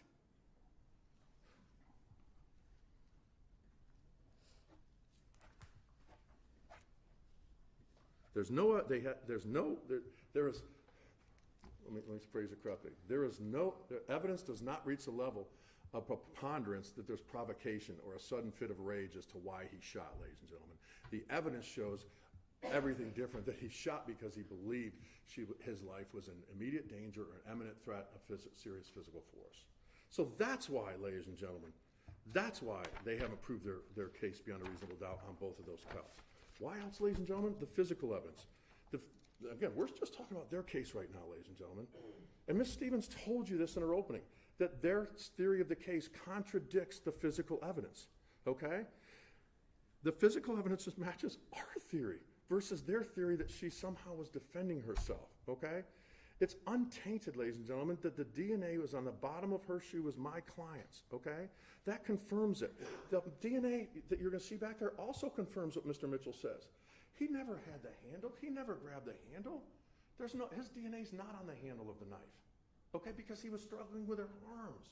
But you heard Jamie Borden, oh yeah, he controlled the knife. No, he didn't. He was trying to control it with her hands, but there'll be no DNA. His DNA will not be found on the grip of the knife. Her DNA's not on the bottom of her sandal. Those are the types of things you're going to have, ladies and gentlemen, okay? And you have the reports, and you use your collective memory on that back there. But the physical evidence that Agent Durst testified and Shepard testifies is consistent with what our client gave in his statement, ladies and gentlemen, before he knew what the physical evidence was, ladies and gentlemen. It's corroboration is not a coincidence. So that's another reason that the state can't prove their own burden beyond a reasonable doubt, ladies and gentlemen. This case is not about proving that my client shot, and as a result of the shots, that Ms. Castleberry died. That's we agreed to. That's why you stipulate to the coroner's report. Okay? This case is about the other elements. Knowingly cause serious physical harm. So what their theory of the case, ladies and gentlemen, is that my client somehow said, you know what, this is how their case competes. There are two theories, there are two counts. Count one is, I'm gonna do a serious physical harm on someone. I'm gonna shoot to cause serious physical injury. I'm not shooting to kill you, but I'm doing that. Now, how do we know they haven't proven that? Because they're trained to stop a threat. They're not trained to, hey, serious physically injure that person. To commit a felonious assault on the person. They're not trained to do that, okay? Now, that's the one theory of their case. The second theory of their case is, no, he meant to kill her, not cause serious physical injury through felonious assault. He meant to kill her, but he was so pissed off, that's why he did it. Those two things by themselves compete with one another, ladies and gentlemen. Those two things in themselves are inconsistent. That's why you know they started with a premise and worked backwards. They have two counts that are opposite, that don't mean the same thing. They're not lessers in this situation.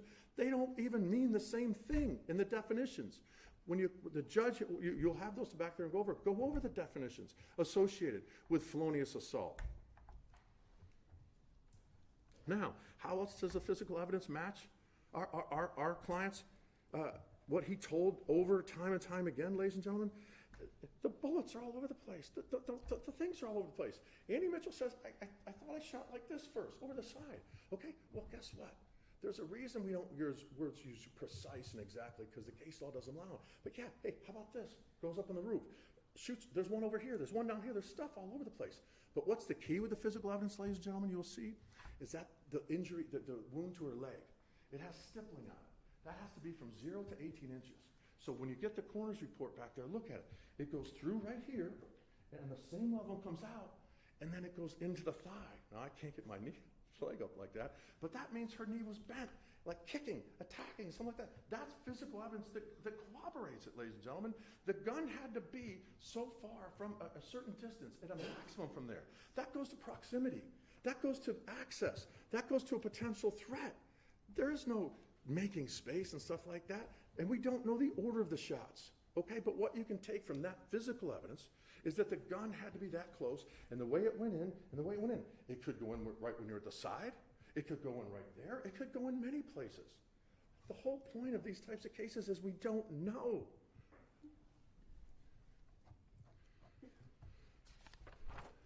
Now, what you already heard from the judge is that if you don't find that the state has proven their case beyond a reasonable doubt on the counts, you stop. You don't even go to our burden. You stop, okay? Now, what did we talk about with regards to noncompliance, okay? What did they talk about? All right, the state cannot show beyond a reasonable doubt knowingly intended to commit a felonious assault. The state cannot show beyond a reasonable doubt that he acted, that somehow he knowingly tried to kill her because he was somehow in a provocation or a fit of rage. You heard, the evidence doesn't rise to a level of preponderance. They're absolutely not, ladies and gentlemen. What did their witnesses tell you? How about Officer McDaniel? Ms. Stevens gave him a hypothetical that said, hey, if someone tells you don't handcuff me, are you going to listen to him? No. If you have the lawful elements to do it, no. If someone says, get your hands off me, you're going to listen to him? He says no. Because there is no lawful duty, ladies and gentlemen, to say that. There is no lawful duty that allows Donna Castleberry the right to do that. It doesn't exist. McDaniel showed that. Absolutely. Officer McDaniel, if the person tells you that you're not going to get in handcuffs, what's that? That's noncompliance. If a person tells you, you're not going to cuff me, what's that? That's resisting arrest, okay? And again, you don't analyze it from the words she used. You analyze it from the actions that she did. She was non-compliant and physically resisted. They cannot prove their case beyond a reasonable doubt because all of their own evidence, ladies and gentlemen, conflicts. Therefore, your analysis stops there. However, respectfully, if you believe that they have proven beyond a reasonable doubt. If you believe that's the type of information you rely upon in the most important of your own affairs, with those types of contradictions, those types of false premises, those types of ignoring the law, then, and then only then, you go to our burden, okay? You go to our burden, all right? And what is our burden? Basic concept. Our burden is we have to show beyond a preponderance, more likely than not, a tipping of the scales that we talked about in voir dire, one smidgen there. If it tips the scales in our favor, we've met our burden, okay? So that's the level, all right? It means the greater of the weight. Now, I'm going to get to how we proved our burden in a moment, but it's very important when the judge read you this that we talk about the law, okay? And this is where we place you in a difficult situation, okay? Right at the end, the judge told you you're not to consider sympathy, empathy, things like that. You're not to consider that in your analysis. Ladies and gentlemen, the criminal justice puts you in an impossible situation. We're all humans. We all feel certain things. We take in certain things, and we process them, and we internalize them. And I told you 9 or 10 days ago that when you watched that video, it was going to be difficult. This case is unique in that sense because you actually hear someone losing their life. You hear someone in a stride, and it's going to affect you a certain way, ladies and gentlemen. It's not lost upon us that a family lost a loved one, a daughter, a sister, a friend. It's not lost upon us that you hold the fate of our client in your hands. That's why you have two sides here, ladies and gentlemen, two sets of families. The natural thing to do is say, hey, someone's got to be held accountable. Someone's got to pay for this. That's the natural thing, ladies and gentlemen. Okay, but we place you in that situation as a criminal justice system. We do that. And the basic principle, ladies and gentlemen, that you can rely upon back there in the jury room is you can't be led by your emotions. You have to be guided by the law. That's what that really means, because you are human beings. But you have to try to keep that from being in there, the sympathy and the feelings of, I'm sure all of you placed yourself back in the back seat based upon what you heard, okay? That's human, but that's not what the law says. The law doesn't say you consider what Donna Castleberry said, only her actions.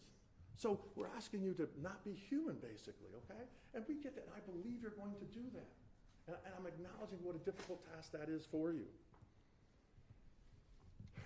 Again, basic principle, you can't let your feelings guide you.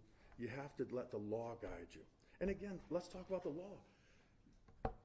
Intelligent people can disagree on if they like the law or not.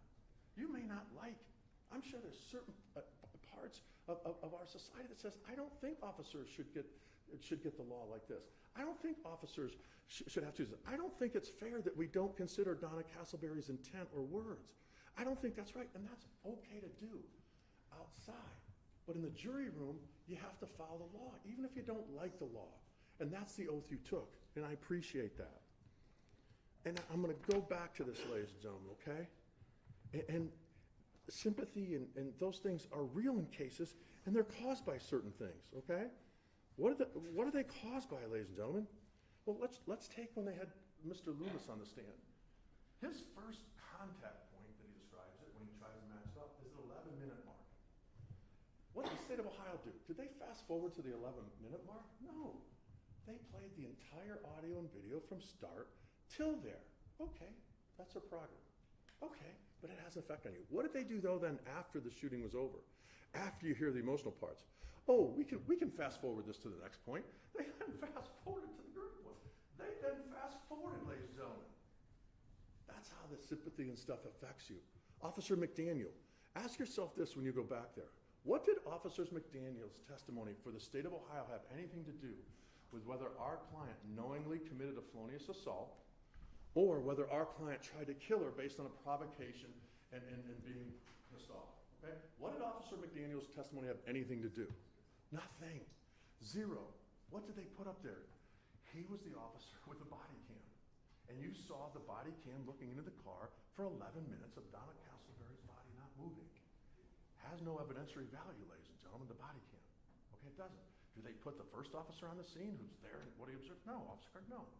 Body cam. Okay, that's why the judge says you can't let sympathy and those things come into your deliberations. And I respect how hard that will be in the situation, and I believe you will keep to your oath. Now, the other thing that's most frustrating in this type of case, or in this case, ladies and gentlemen, is that the government continues to give a distraction. The government continues not to follow the law themselves. okay? And what do I mean by that?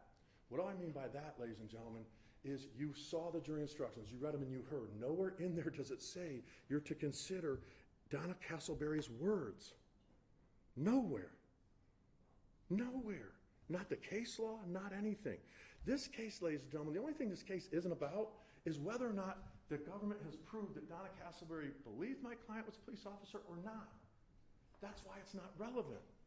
That's why you don't have any instructions. If this trial was about whether or not the state proved beyond a reasonable doubt that Donna Castleberry believed my client was a police officer, then those arguments all come into play.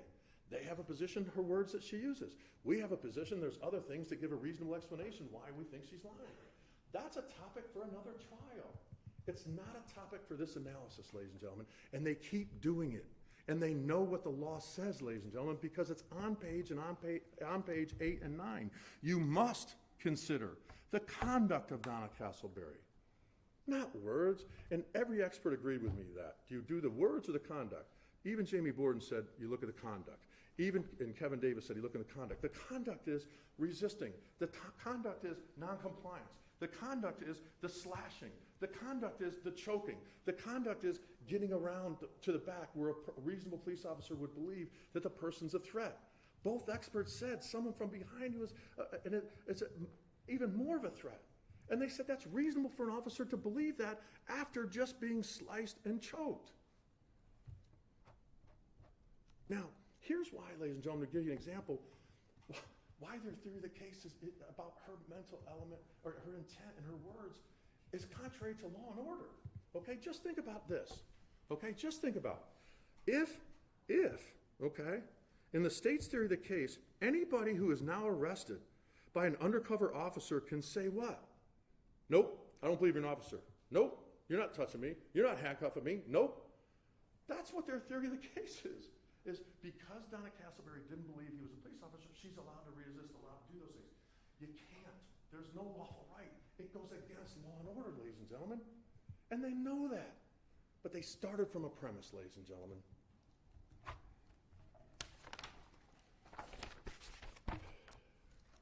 Again, if you rely on their information and you believe that's proof beyond a reasonable doubt, you come to our analysis. Number one, is it more likely than not that on August 23rd, 2018, Andy Mitchell feared he was in imminent danger of serious bodily harm or death? That's the first component.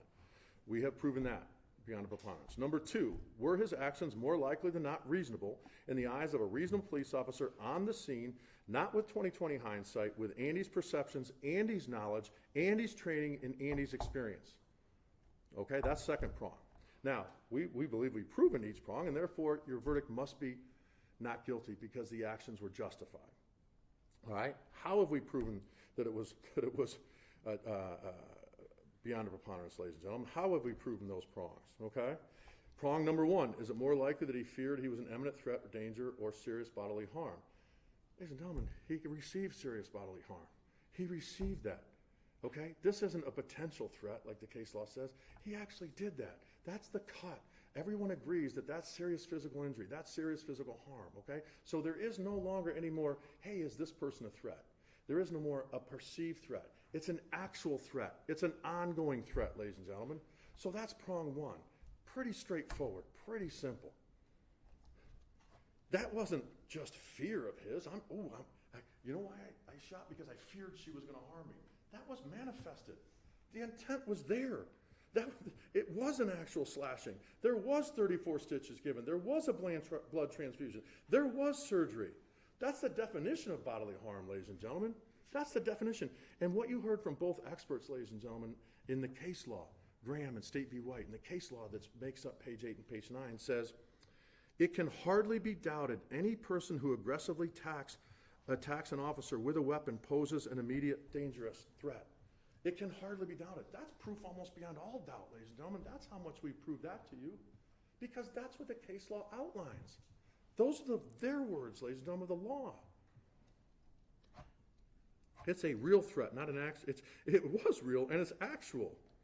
He told you what was going through his mind, ladies and gentlemen. He told you what was going through his mind after he got cut. When he grabbed the hands, he showed you right there. And he did that time and time again, ladies and gentlemen. Okay? He told you that. Every witness agreed it was serious physical injury. Every witness agreed that she committed a felonious assault on him. And I asked the witness, is that for a reason?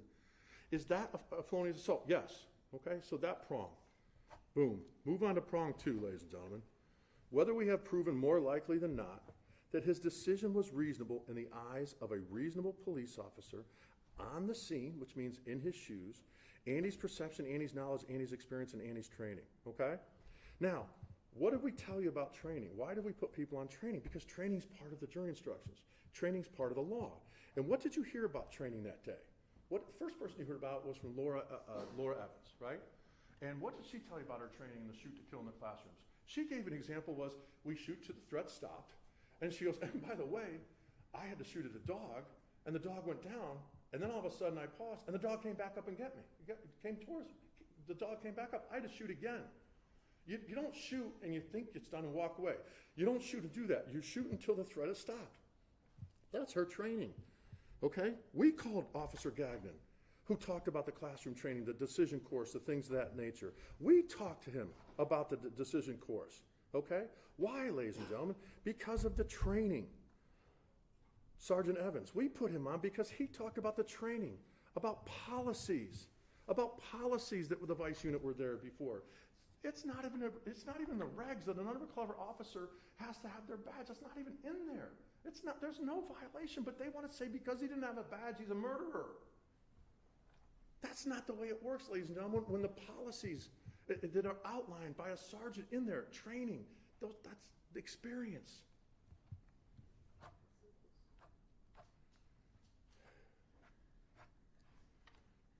The training, ladies and gentlemen, what's the training with a knife?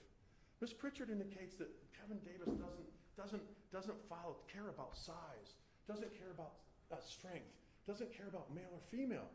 Why did he not really expand on that? What was his response? It takes zero skill, and it doesn't matter what your size is, and it doesn't matter what your sex is or your strength is, if you have a deadly weapon that hurts somebody. Zero skill. So that's why it doesn't matter if a male has a knife, or a male has a gun, or a female has a knife, and stuff like that. That's why it doesn't matter what your size is. If this was a hand-to-hand combat, and there were no weapons in there, then it would matter. Then that's a factor that you might want to give some weight to. Okay, ladies and gentlemen? But it's a distraction. Training. So we've covered training. Mr. Mitchell's perception. He told you his perception, ladies and gentlemen. And Ms. Pritchard, he told you what he believed was happening. He told you when he believed he shot that the door wasn't open. He told you that. And she talks about whether you think someone's telling the truth or not, okay? And she talks about it's a fact that the door is open. Yes. But if he doesn't believe it's open, he doesn't know it's open, ladies and gentlemen. And how do you know he's telling the truth? He gave a written statement. He gave an interview with the police. He then gets to hear the audio. He then testifies at grand jury at the lowest level. The lowest level. He testifies at grand jury. The first time they show him the video, right? If you're a liar, ladies and gentlemen, just use your common sense. If you're lying about something, and you've seen it before, it happens in your life. Yeah, no, this X, Y, and Z happened. Oh, wait a minute. Take a look at the video. Oh, you know what? Oh, that video jogged my memory. The door was open. You know what? I realized that. The door was open. Oh, you know what? Geez, the audio says that the window's down. I didn't realize the window's down, but Dad, that jogs my memory. The window is down. That's what you say if you're lying about what occurred. But if you're telling the truth about what you perceived, and it's reasonable, you don't change. It doesn't matter whether the door was open or not under the analysis of the law, ladies and gentlemen, because he perceived it to be closed. He perceived it, he twisted. He perceived it, he turned in his own seat. And you're allowed to be mistaken if it's reasonable. They want to say, hey, Donna Castleberry was mistaken about believing he was a police officer or not. So they want you to do that. But they don't want you to say Andy Mitchell was mistaken about his memory with regards to where he was or if the door was open. But, ladies and gentlemen, our expert and their expert both gave you the reasons why that happens in these situations. It happens because the brain does certain things. In the fighting for your life survival, the brain does certain things. It causes you to narrow vision, narrow hearing. There's all reasons for it. We went over that. That's something the two experts exactly agreed upon. That different people react differently. You hear things, you see things, you remember things differently. I asked both experts, would you expect the audio tape or the videotape to be, like what a statement is? They both said no. And ladies and gentlemen, that's what's so frustrating, is that the prosecutors know the case law. You can't use words like Mr. Cable did 7 times in a row. Exactly, Mr. Mitchell, where were your hands? Where was this person? Exactly, where was she? Exactly. Because the case law doesn't allow it, ladies and gentlemen, because they know already that you're not going to remember those types of things. But that's what they're trying to deflect to. That's the distraction that they do in this situation.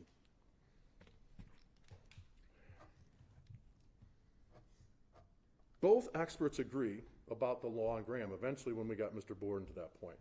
Both experts agree, ladies and gentlemen, that it's not about her intent, only about his intent. And you'll see that in the jury instructions. Both experts agree that officers are allowed to use deadly force even if they don't see a weapon. Both experts agree. Both experts agree that if he still believed that she had the weapon or had access to the weapon and she gets in the back seat, that she's still a threat, and that's reasonable for him to perceive that. It doesn't matter what they believe, if she's a threat or not, or if she's putting distance away from that. It's what a reasonable officer could have believed, not what should have, could have believed. If you could have believed that, that's reasonable. And the reason why, ladies and gentlemen, is that you don't consider her words and stuff like that is because the law says you don't. The biggest thing that you'll see in the jury instructions that contradicts everything in their case about her being a threat, and I quote, they say the actual possession of a weapon is irrelevant as long as an officer reasonably believed the individual had possessed one. The actual possession is irrelevant, meaning he could even be mistaken that there ever was a knife if he wasn't cut. Now, we know that that's not the case here, but that's what you have in your jury instructions on page 8 and 9. Now, the hypo that Mr. Borden did, ladies and gentlemen, about reasonableness, that's what I agree with. What was that hypo? The person who comes out of the bank, right? They're investigating a bank robber. Person comes out of the bank and sees an officer, shoots at the officer, realizes he misses. What does he do? He puts the gun down and the hands up, okay?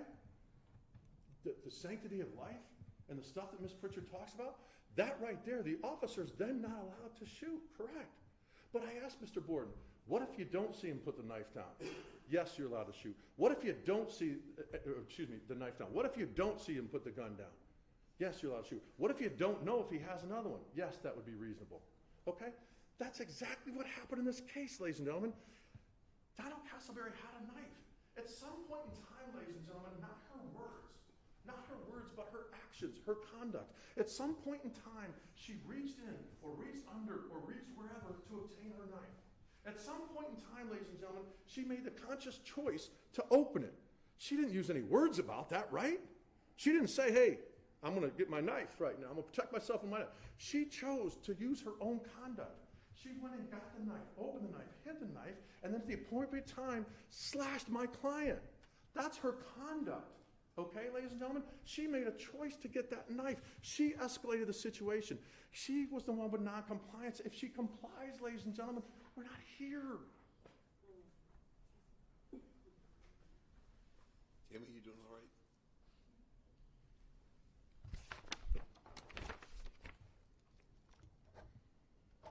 Reasonable officer can be mistaken. Both experts agreed to it. Both told you it's because he perceived the knife. There was a knife. It's reasonable for him to believe that she has in the back seat. It matters zero where the knife ended up. But that's what Ms. Pritchard just saw. The knife ended up in the front seat. That matters zero in the analysis of whether or not we've proven our case beyond a preponderance, ladies and gentlemen. Zero.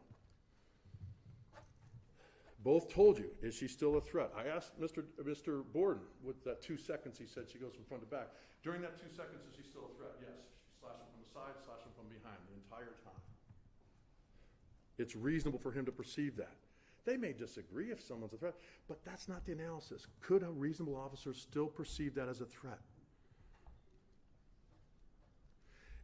Are Annie's perceptions more reasonable than not, more likely than not, ladies and gentlemen? Is it more likely than not that it's reasonable to believe that if a person gets behind you, that person can continue to stab you or attack you? Yes. Is it reasonable to believe that the struggle was ongoing based on the kicking the arms, you not knowing where the knife is? Yes. Reasonable to use force in that situation? Yes. And here's why, ladies and gentlemen. The case law says that as well. You don't have to wait to be attacked. Both experts say about preemptive force. You can use force preemptively. You can use force offensively. So in this situation, Andy Mitchell never saw the first slash coming, okay? Because why, ladies and gentlemen? An action is faster than a reaction. Action is faster than a reaction. Andy Mitchell never saw it coming, okay? So right then, you're allowed to use force, okay? He didn't know she was going to choke him, okay? So the law says preemptive force. That's why you continue to shoot till his threat is stopped. That's why you do that, ladies and gentlemen. It doesn't matter how many shots or how long it takes. That's the concept. Fool him once about the knife, shame on him, her, you. Fool you twice about the choking, shame on you. Fool you 3 times, ladies and gentlemen, Annie Mitchell's daughter grows up without a father. That's the concept of preemptive force, ladies and gentlemen. That's why you're allowed to do that. And the law says so. You will see it in the jury instructions. Not a suspect's words, but a suspect's conduct. Now, how do we prove our case on prong number 2? All right, prong number 2, we walk you through a Graham analysis with our expert. The Graham factors that are done through State v. White in the state of Ohio. Number 1, severity of the crime. Every single person said that this was a severe crime. I asked that question specifically, okay? The more severe the crime, the more reasonable the use of force is, ladies and gentlemen. That's how it works. Is it more likely that this crime was severe? Yes. That factor favors reasonableness in the decision-making process. Second factor, posed an immediate threat of physical harm, deadly harm to Andy. We already talked about that. Of course she did. Is it more likely than not that she posed an immediate threat? Not just posed, it was an actual threat. When you weigh that factor in your analysis that the jury instructions tell you have to do, it comes down and it favors reasonableness in his decision. Whether or not she was actively resisting. It doesn't ask you, ladies and gentlemen, why she was resisting. It just tells you what he perceives. If he perceives that as resisting, you have to weigh it, okay? And when you weigh it, ladies and gentlemen, you look at it. There's no lawful right for someone to resist. If you're a police officer, you're taught, hey, they can't resist.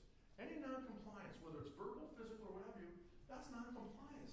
That's resisting arrest. Bottom line. It doesn't matter why. So again, ladies and gentlemen, is it more likely than not that she was resisting arrest? Yes, of course she was. They just dispute why. So when you look at that factor favors reasonableness in his decision to use force. The suspect's demeanor, and they do demeanor, ladies and gentlemen, because of whether or not, why would the suspect's demeanor be a certain way, and they go to impairment or intoxication. So that's why the analysis comes into play. That's why you have to look. Did Annie Mitchell know if she was on anything that day? No. But when you're analyzing her reactions and her behavior and her demeanor, you're allowed to go, geez, she had these things in her system. Geez, there was a warrant out for her arrest. Geez, she might get dope sick. Geez, she had a heroin on her. She could get charged with a felony. Geez, she could go to jail. That's where that comes into play, ladies and gentlemen. And is it more likely than not the demeanor? Yeah, that we've proven that beyond the analysis is that, ladies and gentlemen. And that, again, goes to whether or not his use of force was reasonable. She introduced the knife into the equation, ladies and gentlemen. That's her demeanor. She positioned herself in the positions there, next one behind. That's the demeanor, ladies and gentlemen. She did that. She was not compliant. And she had no lawful right to resist arrest, ladies and gentlemen. The next factor that outlines for you is the duration of the confrontation. Okay? 40-some seconds. You heard it. You heard about how burn time is. You have to try to get them handcuffed within 10 to 15 seconds, how fatigued you get, how exhausted you get, and how that can affect how you perceive something. All of those things are interrelated, and how the brain does it, and the different chemicals in your body that occurs to that. Okay? The duration. Now, you heard about the 911 call. You heard the 911 call. The 911 call, the lady says he's about to pass out. He's about to pass out. You got a police officer. No doubt in her mind that he's a police officer. She's calling 911. The next one, the possibility that the suspect be armed is another factor that are in your jury instructions on page 8 and 9 on justification. It's another factor. Geez, have we proven that beyond a preponderance? Absolutely. That factors reasonableness in his decision to use deadly force, ladies and gentlemen. There's a reason these things are in the jury instructions. Ladies and gentlemen, the basic analysis that Jamie Borden wouldn't do and that you are required to do. Don't Borden this, ladies and gentlemen. Don't be a Jamie Borden in this situation, ladies and gentlemen. Don't do that. When you're analyzing the pages 8 and 9, your decision, you have to look at all factors that make it more likely than not that Andy's decision to use deadly force was reasonable. In the eyes of a reasonable police officer on the scene in Andy's shoes, Andy perceived what he perceived with his knowledge, his training, and his experience. That's what you have to do. That's not what Jamie Borden did or the county did, ladies and gentlemen. They want to keep going outside the bounds of Graham and State v. White, just like they did in their first close. Jamie Borden doesn't even come close to putting himself in the situation of a reasonable officer.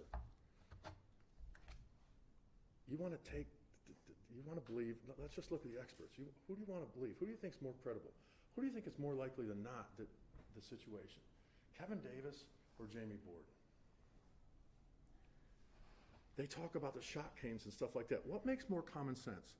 Jamie Borden saying, well, the studies say this, the studies say that. The studies are done in a laboratory, a sterile environment. The studies aren't done in a car after you've been sliced with a moving target from front to side to back. That's not how the studies are done. But he wants shot cadence. I don't believe this was a good use of force because the shots weren't fast enough. Now let's compare it with Kevin Davis about the shot and the shock reaction. Geez. At the time he lets his hands go down, his focus of attention goes from her and the knife down to here. Couldn't get it, unbuckled, went down, got it, had to take the thing off, and turned, shot with not his dominant hand, shot, you heard he switched hands, then switches it to an injured hand. He said the time's not excessive. At 14, even if it's 12, whatever that time, it's not excessive, ladies and gentlemen, because it makes common sense over just suffering a knife attack, over just suffering an attempted choking him unconsciousness. Okay? And it doesn't matter if you use your feet, hands, or whatever. When you're in that situation, ladies and gentlemen, all you know is the reason Kevin Davis said 5 times the shot of what she was wearing is because that's her conduct. The conduct that he perceives as the pressure there. It doesn't matter if it's his hands, his foot, or whatever it is. He was being choked out.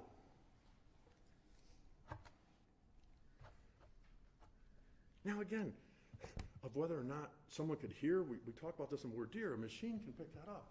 Every single witness testified that even one shot outside or in the range without ear protection rings your ears, let alone 1 shot, 2 shots, 3 shots, 4. You can't hear anything in that car, ladies and gentlemen. Please. But that's what they want to play you. That's why they want to do that. There is no doubt he couldn't hear that. And we've given you the reasons why, as well as the experts agreeing to that. Now, normally, ladies and gentlemen, this time, I have to anticipate what Mr. Cable might get up and say, because the state goes first, then I go, and the state goes last. But here, ladies and gentlemen, it's the same argument they've been making over and over and over again. Over and over. Didn't take into consideration the size of the person. Doesn't matter when it's a deadly weapon. Words, words, words, words, words, words, words, and intent of Donna Castleberry. It's not relevant, ladies and gentlemen. The law doesn't consider that. What was Mr. Davis's CV? She didn't even ask him. It was a CV of all the police cases he's worked on. Okay? I asked him, have you testified and been declared an expert in criminal cases in federal court, state court, local court? Yes. Other jurisdictions? Yes. It wasn't structured like Jamie Borden's, so Ms. Pritchard couldn't figure out which ones. He would have sat there all day and went through every case and told you that, because he doesn't start from a premise. Jamie Borden can't even get the date right on his reports. The date of this is August 23rd, 2018, and both of his reports have a January 19 date on it. It's ridiculous. And she wants to criticize a typo on his thing, on the cross-examination?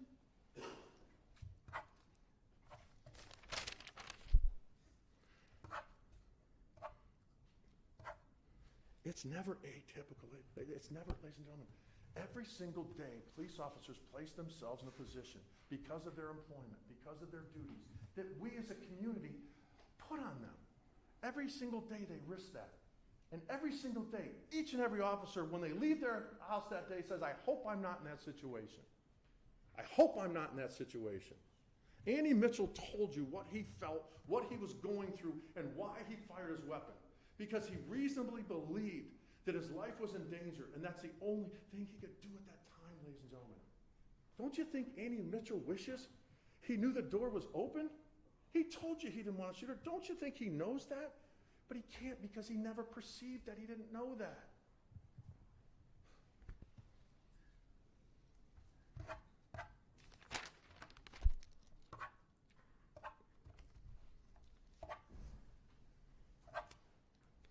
Again, ladies and gentlemen, there's a reason the state put forward an expert, ladies and gentlemen, who doesn't follow the law like Jamie Borden did. You are already so far ahead of him, ladies and gentlemen, by being in the scene and telling the judge that you're going to follow the law that was outlined for you on page 8 and 9. I know you will do your due process there, and you will do that effort, unlike he did. The state did not meet their burden, ladies and gentlemen, of proof beyond a reasonable doubt. Even if you believe they do in that situation, Your Honor, or ladies and gentlemen, you then look at ours. Is it more likely than not that Angie Mitchell believed he was going to receive an imminent threat, serious physical harm or death? Yes. Is it more likely than not what he perceived based on that his use of force, based on the review of a reasonable police officer, ladies and gentlemen, in the situation there, in his shoes, based on his training, his experience, and the totality of the circumstances, that his force was reasonable? We have proven that to you more likely than not, ladies and gentlemen. We have proven, ladies and gentlemen, more likely than not, that with the factors from what you heard and the hearing from our expert witness, that it was reasonable for him to use deadly force based on the eyes of a reasonable police officer, the scene at the time in that person's shoes, perceiving what he perceived with his training, knowledge, and experience, ladies and gentlemen. There are only two verdicts in this case, ladies and gentlemen, and that is our client is not guilty of felony murder and not guilty of manslaughter, because he reasonably believed that, ladies and gentlemen, and there's two verdicts, not guilty on both. I thank you for your time and appreciation. I wish you Godspeed in your deliberations. Thank you. Thank you, Your Honor. Ladies and gentlemen, we're going to take a 15-minute, I know we all want to get this, but we're going to take a 15-minute recess. I still have to read this. Do not discuss this case among yourselves. Do not permit anyone to discuss it with you or in your presence. It is your duty not to form or express an opinion on the case until it's finally submitted to you. All rise. I feel sorry for you, Tammy. How fast Mark talks.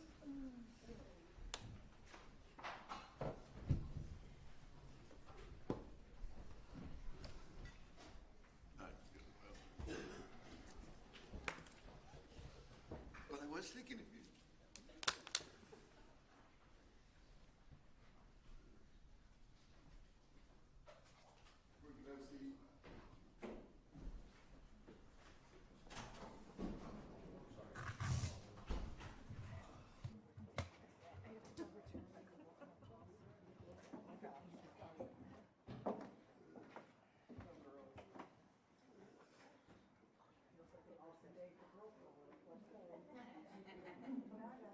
I mean, it's like raining or whatever, of course, wouldn't it be?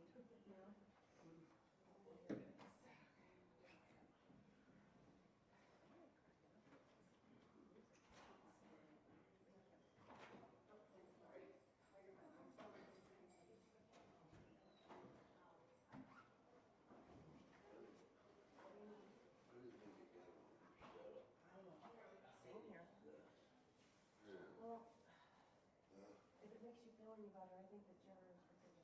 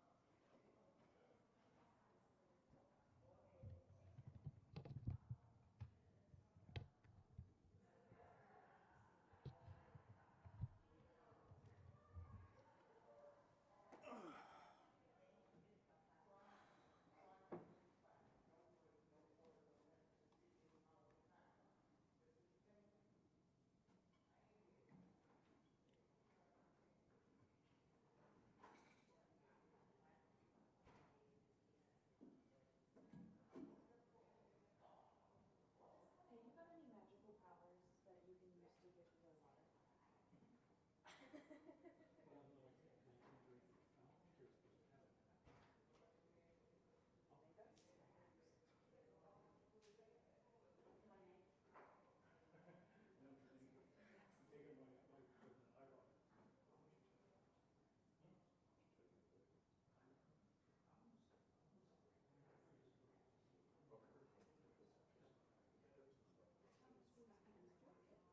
no.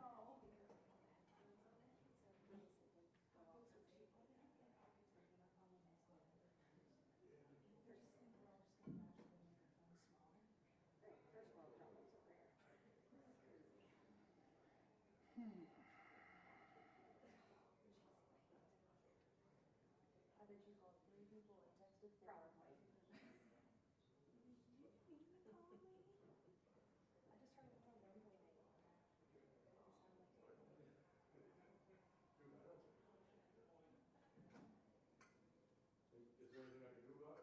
I just heard it from everybody. Is there anything I can do about it? He's on the phone for a long time now. If he's still on the phone, it's not really sleep. He's retired, so we work on him. We sit out in the garage, be on his saw and all his phone in his pocket, and all of a sudden, I'll get a phone call. I'm like, hey, Dad, what's up? And all I hear is the saw, and I'm like, oh, did something happen? Like, are you okay? So I'm like, calling him, I hang up and like frantically calling my mom, like, is Dad okay? Here's the saw. She goes up and goes, he's fine. My mom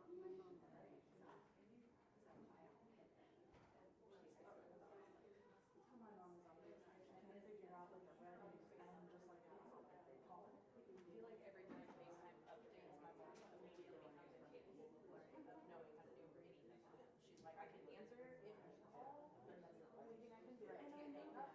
Someday that will be us. Right. Technology. Someday I will be that person. We have our flying cars. Like, I don't understand that. I don't understand that. I don't like, oh, the kids do that. I'm not like, oh, the dispatcher, the kid talks. Why? Why do you have a kid talk?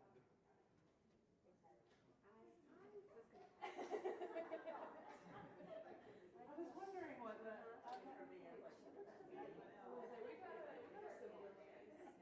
He's got a little bit more of a facial hair. Thank you. Probably. Well, that's because she shaves really close. Every day, 3 times a day.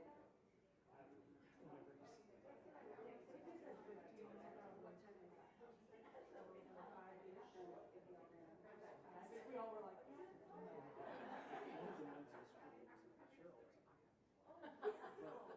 I wasn't gonna. If he says, it's a state radio, I would say, yeah, I'm through. well, I think we were also really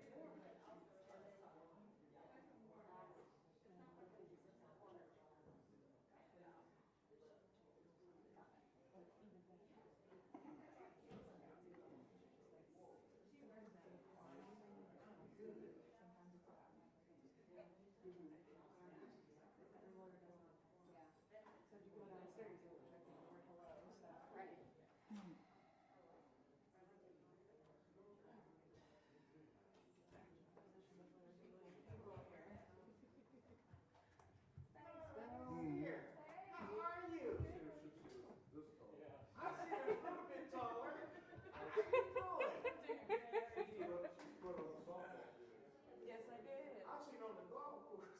Yep. I wanted, my daughter was just in Kentucky. Oh, did she? And I really wanted to go there because my son. It's good to see you. How you doing? How's school? When? 19. Right before the pandemic. Are you back in the stream? Sorry, Dan. All right. Taking a break. Good. You're not allowed to standing for a long time. Yeah, and see, we need to stand and take a break. She'll swap with you. You take Yeah. notes and log, and she'll These aren't as comfortable as they could be. No. Wish we had those type of chairs. It's like being in church for 8 hours. Yeah.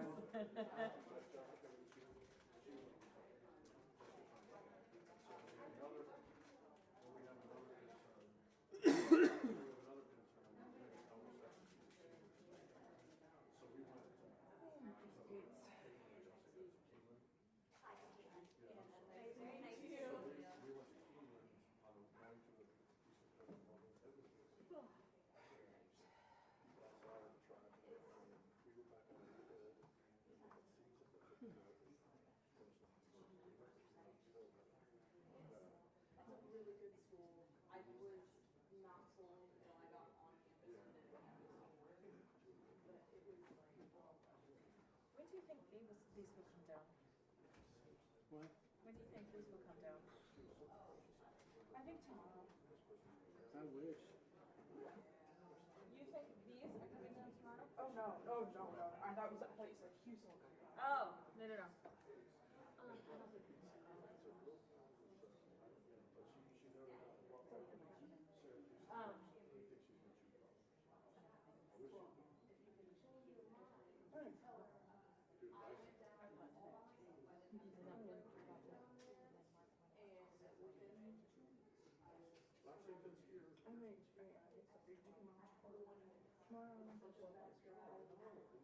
My son goes to Lexington and wants like a better dinner, better things, because they're not.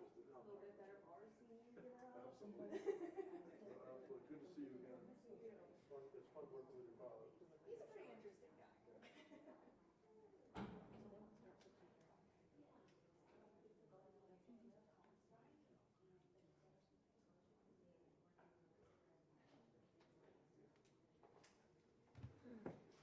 Is she gonna be over for allergy? Yeah.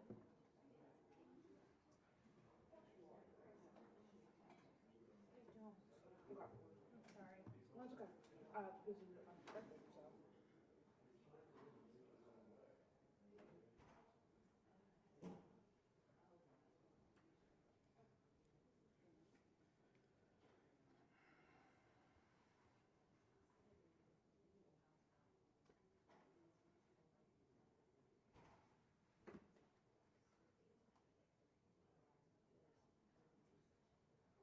Yeah.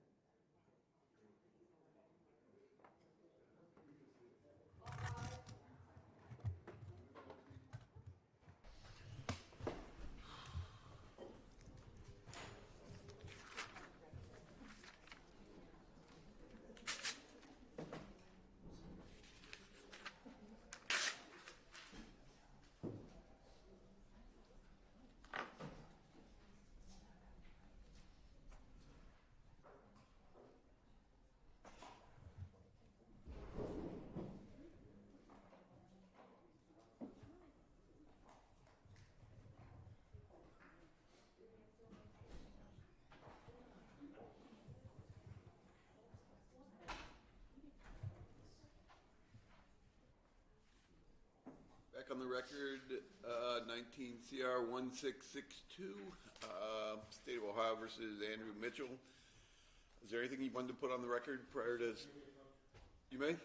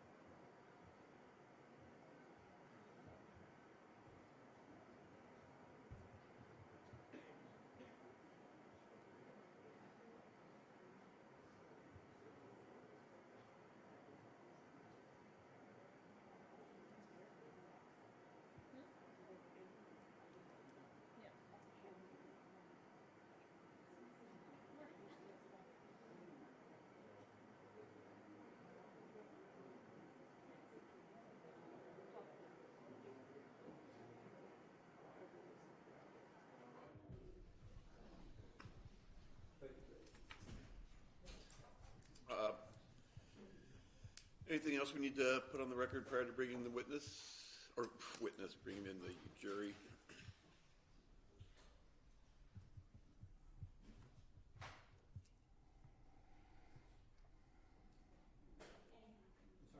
Anything else on? All right, so jury.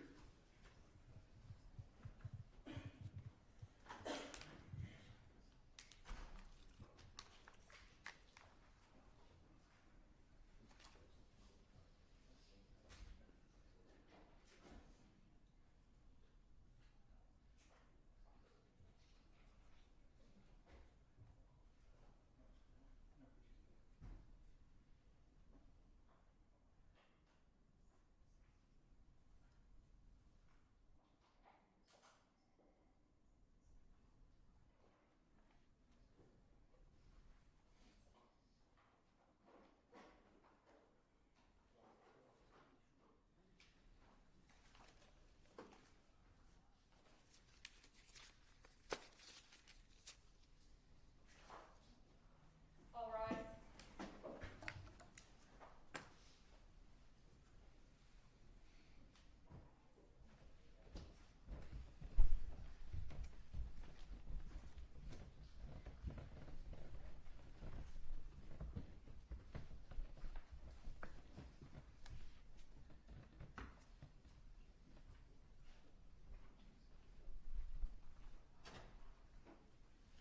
Everyone can have a seat.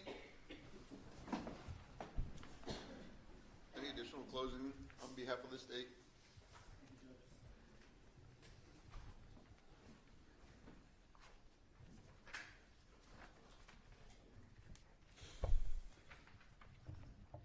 Man, oh man. Donna Castleberry's words must be very damaging. Because they don't want you to consider them at all. And that's not what the law says, that you have to disregard everything she says at all times. You do get to consider her words as part of her conduct, and whether a reasonable officer at the scene believes she's a threat. That includes her conduct. That includes all the facts and circumstances, and that includes words.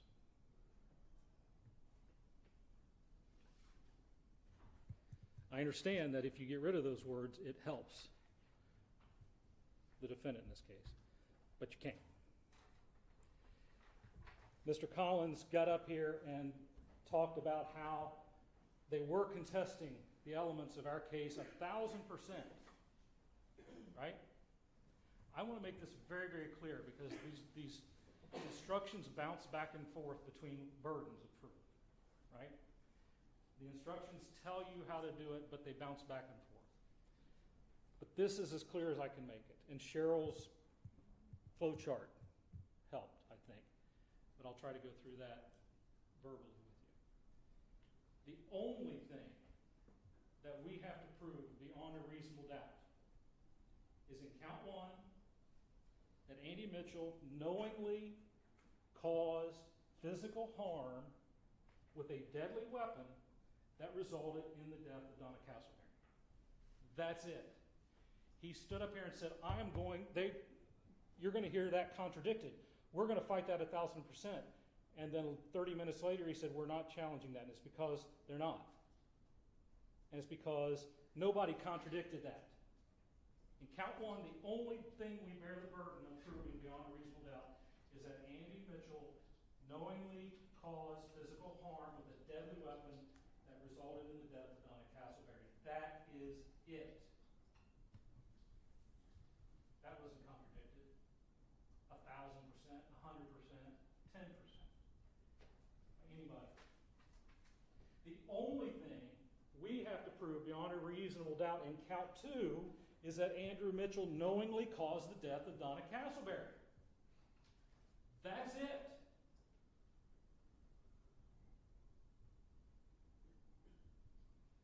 That wasn't contradicted 1,000%. That wasn't contradicted 100%. There was nothing Jamie Borden said that contradicted that. Where the contradictions come up comes if you find we've proven that.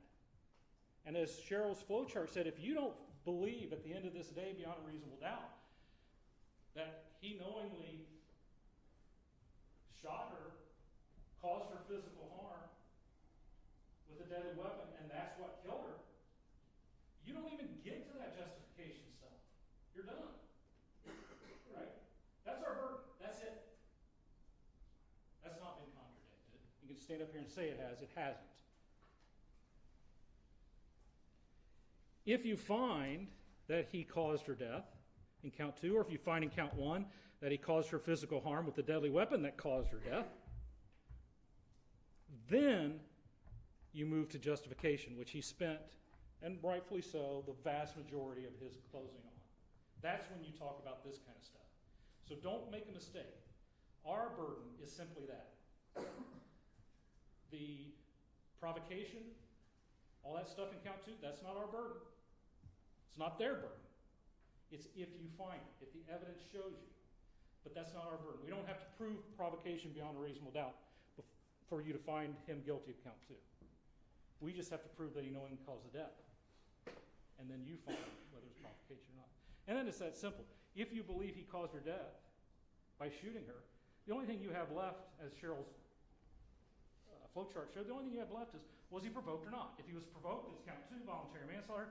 If her actions were not rise to the level of provocation, and you're going to hear in a minute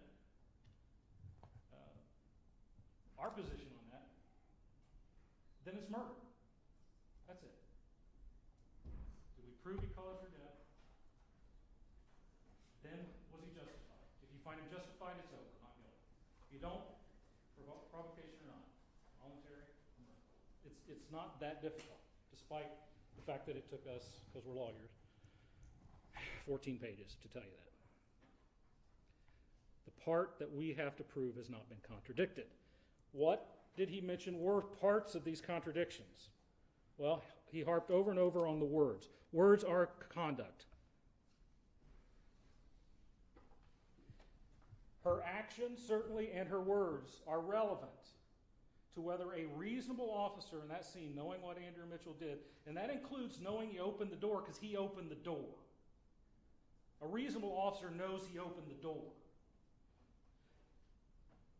And this may sound like a fine point, but the fact that he doesn't remember opening the door, even if you take that at face value, doesn't mean he didn't know he opened the door at the time.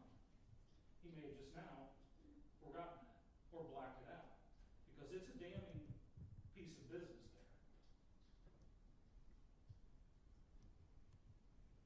And all of her words go into whether a reasonable officer at the scene knows that.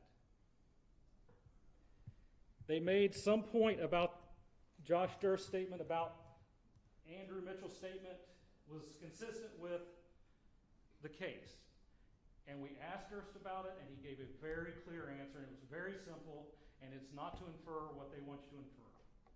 He said he made that statement to indicate that based upon Andrew Mitchell's statement and what he found at the scene, there was no further inconsistency as it relates to, is there other evidence I need to look at?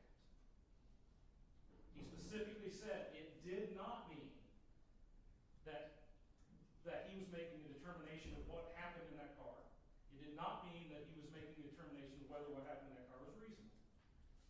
Just simply that his statement was consistent with Durst's belief that there was no further evidence that he as a forensic person needed to go look at.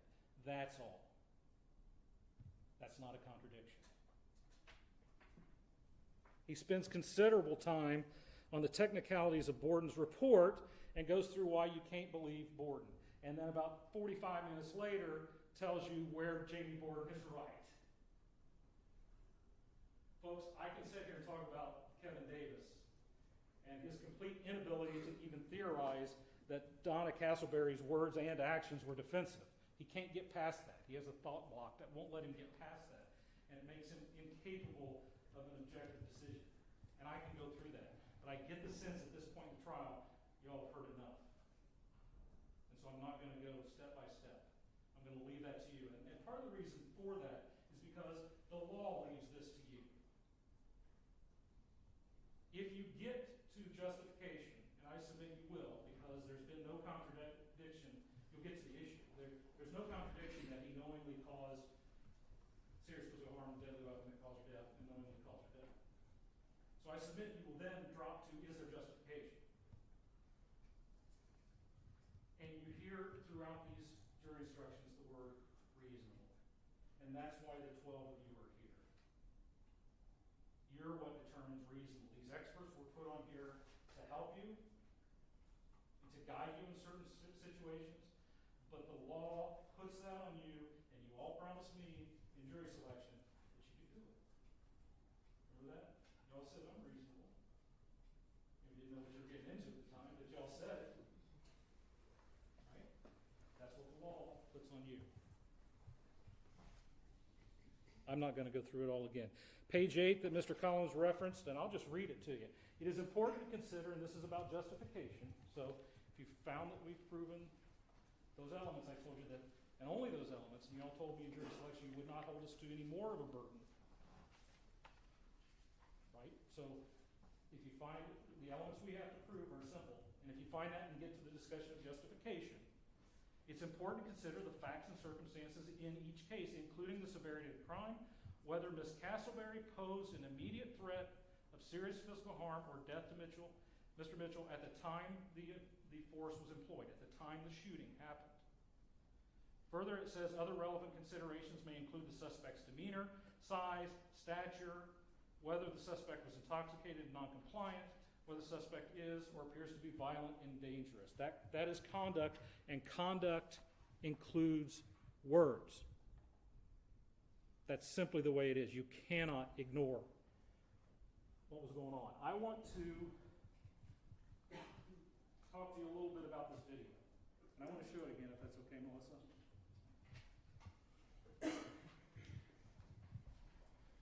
Judge, can we dim the lights to almost pitch?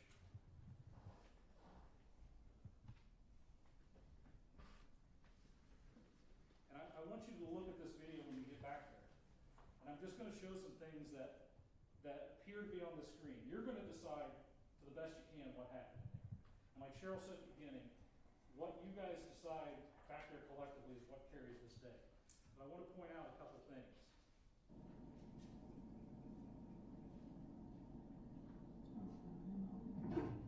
Can you help me, please? Help you what? Call the police for me. I am the police. You're not the police. I know you're not. And that's false identification like this. I can get you in a lot of trouble for doing so. When you're tracking me in and saying he's a police officer and he's not a police officer. Yes, I am. He's acting like he's a police officer. And he's not. He has this in a fake ass badge. Kidnapping women. I've already heard about him and he already is wanted. But this cop just showed me the picture. You know that, right? Yeah. Okay, there's a couple things. You will see movement, and it may be easier when you get back there and look at this closer. But any movement you see down here in this bottom left, you'll see movement there, and that helps you. You don't maybe know exactly what it is, but I think based upon the testimony you've heard from the defendant as well as logical inferences, you can assume that anything occurring down here is probably Donna Castleberry.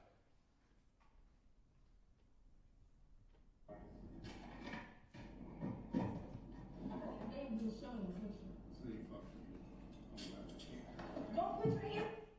You'll be able to see movement close to the driver's side seat.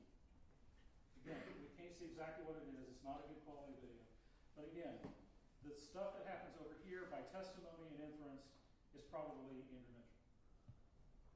Look me. Don't put your hands on me. Right there, you saw her come partially or something, come partially out of that window. That's going to be Donna Castleberry. You're listening to her words. What's an ordinary, reasonable police officer think is happening? Do not put your hands on me. Do not put your hands on me. Don't put your hands on me. Help! Help! She got a knife. Help! Cut me. Help! Get off of me! Just cut me. Help! Help! Help me, please. I'm in the back door. Help me. I'm in the back door. He's trying to cut me. Help me. Again, you saw something outside that window. And with the sound, I would tell you, you can probably infer that's her chucking the handcuffs. At this point, she is still close enough over here to be able to do that. Get out of me. Please help me. Please help me. You've seen some movement from the driver's area closer toward the middle. This is the time at which Mr. Mitchell is saying that he's being choked.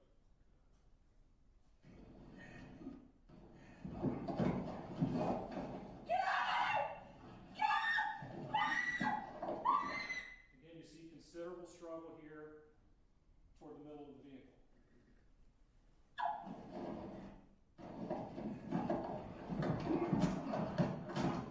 Then you see movement across the driver's side and the door opens. I want you to watch that video closely. Thank you, Melissa. And you make the determination. You watch this, and you tell me if his head's up against the headrest when she's got her foot on his throat, or if he's toward her. Because it makes sense that the way he stops the choking is to let go of her arms, which releases the pressure of her foot.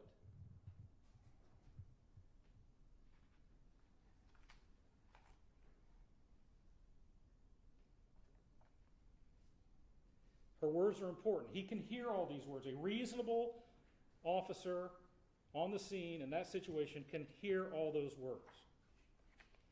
Up until the time of the first shot, at which time you've got Donna Castleberry in the back seat or very close already, physically trying to flee. And Kevin Davis would never give up the ghost that this could be her trying to flee. Everything she says and does is her trying to flee. And a reasonable officer in the scene would see that and notice that. And someone who says, I'm trying to get away, would know that they've opened the door and provided themselves time and distance. That's not hindsight. Saying that things are different than what he said is not hindsight. These are all things, we're not adding facts to it. We're not adding hypotheticals. This is not what we're talking about. We're talking about hindsight. These are things a reasonable officer would have noted at the scene. We're not adding facts. And so Donna is heading to that back seat. She's trying to flee. She gets to the back seat. The shot rings out. Presumably her ears suffer the same problem. So now she's afraid, and you know that by her words, and her ears are ringing, and she's trying to flee. Get off me. She was not trying to hurt Andrew Mitchell. I thought, as I often do in cases of an analogy, and I'm going to say it because I think it fits. However, I want to preface it. I think Mr. Collins used a dog training, and I'm going to use a cat. And I'm sure Mr. Collins didn't, and I want to assure you that I don't take Donna Castleberry's life lightly, and in no way am I trying, or did he try to equivocate her with an animal. That's not what we're doing here. But there's a reaction that struck me. Have you ever cornered a cat? If you've ever cornered a cat, you know what that cat's doing. And you know what that cat wants. And it's one thing, right? That cat wants out of there. If you've ever cornered a cat that doesn't want to be caught, that cat wants out of there. And it may be hissing, spitting, help me, let me out, if you could speak. It doesn't want to hurt you. It wants out. The singular thing Donna Castleberry wanted was out of that car, and you know it by the actions, because she went to the only place she had a chance of getting out, and that was toward the back and toward the driver's rear door. Because you know she can't get out on the other one because it's parked up against the wall. She goes, the only place she goes is where she thinks she can get out. Now, will that cat cut you? Absolutely it will. Absolutely it will if you keep pressing it, you try to grab it. But that cat does not, that's not an intent, as you heard Mr. Davis and they would have you believe, that is not an aggressive attempt and a continuing threat on a reasonable officer's life. It is not. It's just not. It is an attempt to get away.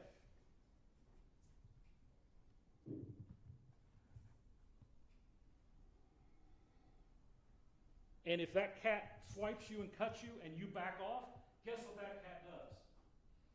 It doesn't come after you. If you let go of her hands and turn, she didn't come after him. The cat bolts because the whole time it's had one thing in mind, and that is getting out of here. That is not a continuous threat to a reasonable officer's life. It simply is not. And I'll tell you when this changed. When this got bad.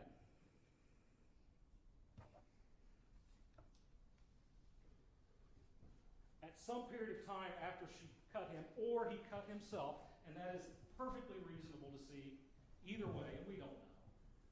He could have grabbed her hands for the knife and cut himself. We're not disputing that at that point he probably didn't grab the knife and cut, that's silliness. We're not saying that. She probably had the knife. Whether she slashed or he grabbed, whatever. But again, she's trying to get away.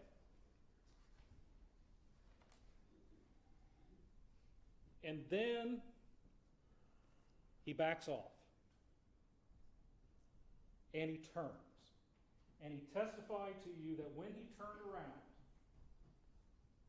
to start the mechanics of getting that firearm, he had decided he was going to shoot as fast as he can.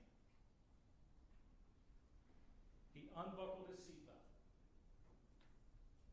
He picked up the holster. He unbuckled the holster.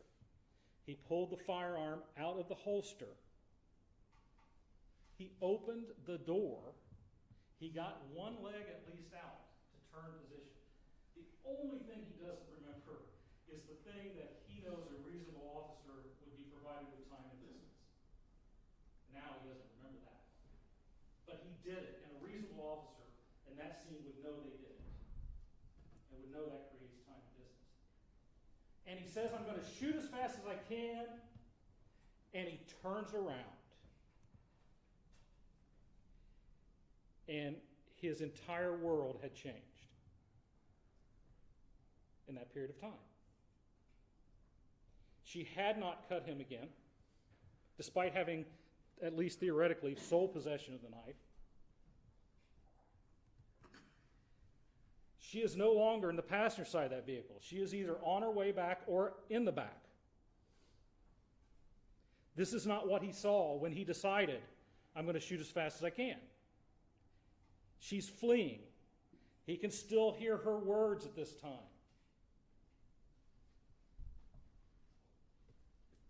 He no longer sees the knife.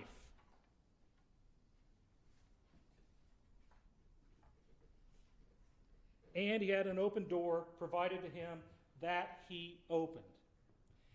And what happened here is he decided, I'm shooting her, and I'm shooting her as fast as I can, and he turned around and failed to do what the law requires, and that is for an officer to reassess what his world is now.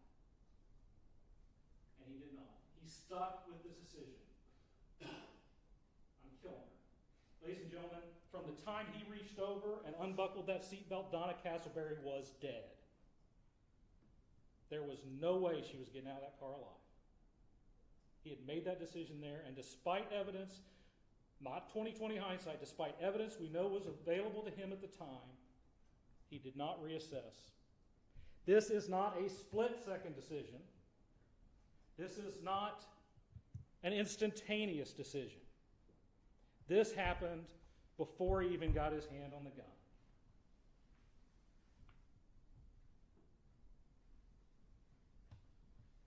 He never reassessed. And he did what he decided he was going to do when she was in the front seat, and that is kill her. And he shot until his gun jammed.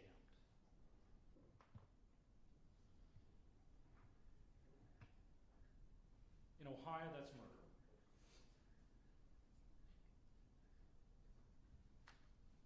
I appreciate your time. I appreciate your consideration. I appreciate your attention. We're now asking you to go back and do what you told me several days ago that you could do. Look at this evidence reasonably. It's your job now, and you promised me you could do that, and we're taking you up on your promise. Put away sympathy and see this case for what it is, and it's not a reasonable shooting of a civilian. It's murder. God bless you in your deliberations. Ladies and gentlemen, your initial conduct upon entering the jury room is important. It is not wise immediately to express a determination to insist upon a certain verdict, because if your sense of pride is aroused, you may hesitate to change your position even if you later decide you were wrong. Consult with one another. Consider each other's views and deliberate with the objective of reaching an agreement, if you can do so without disturbing your individual judgment.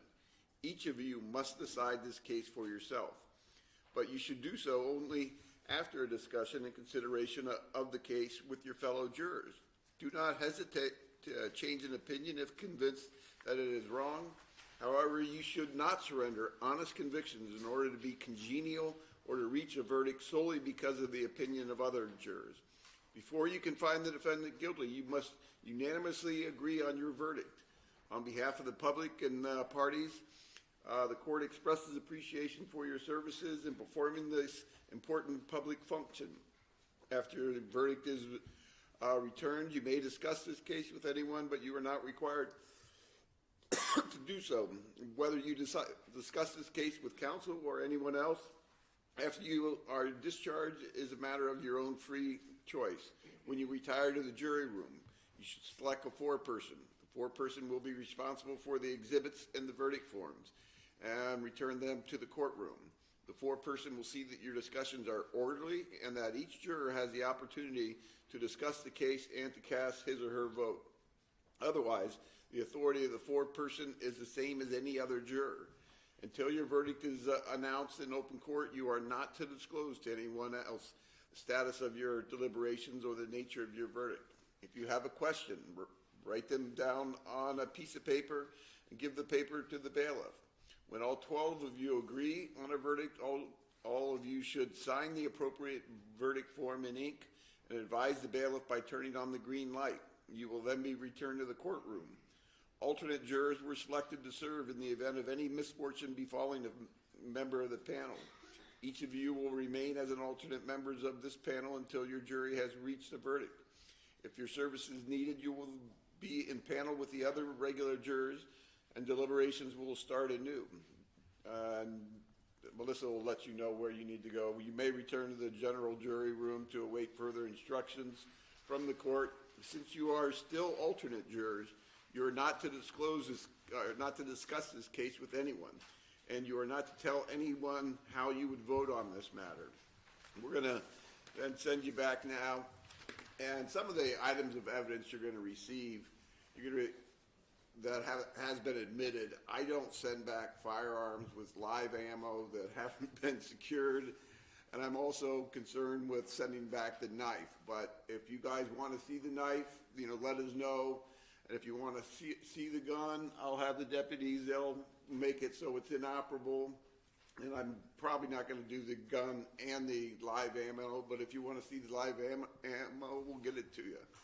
But those are just my precautionary tales. All right.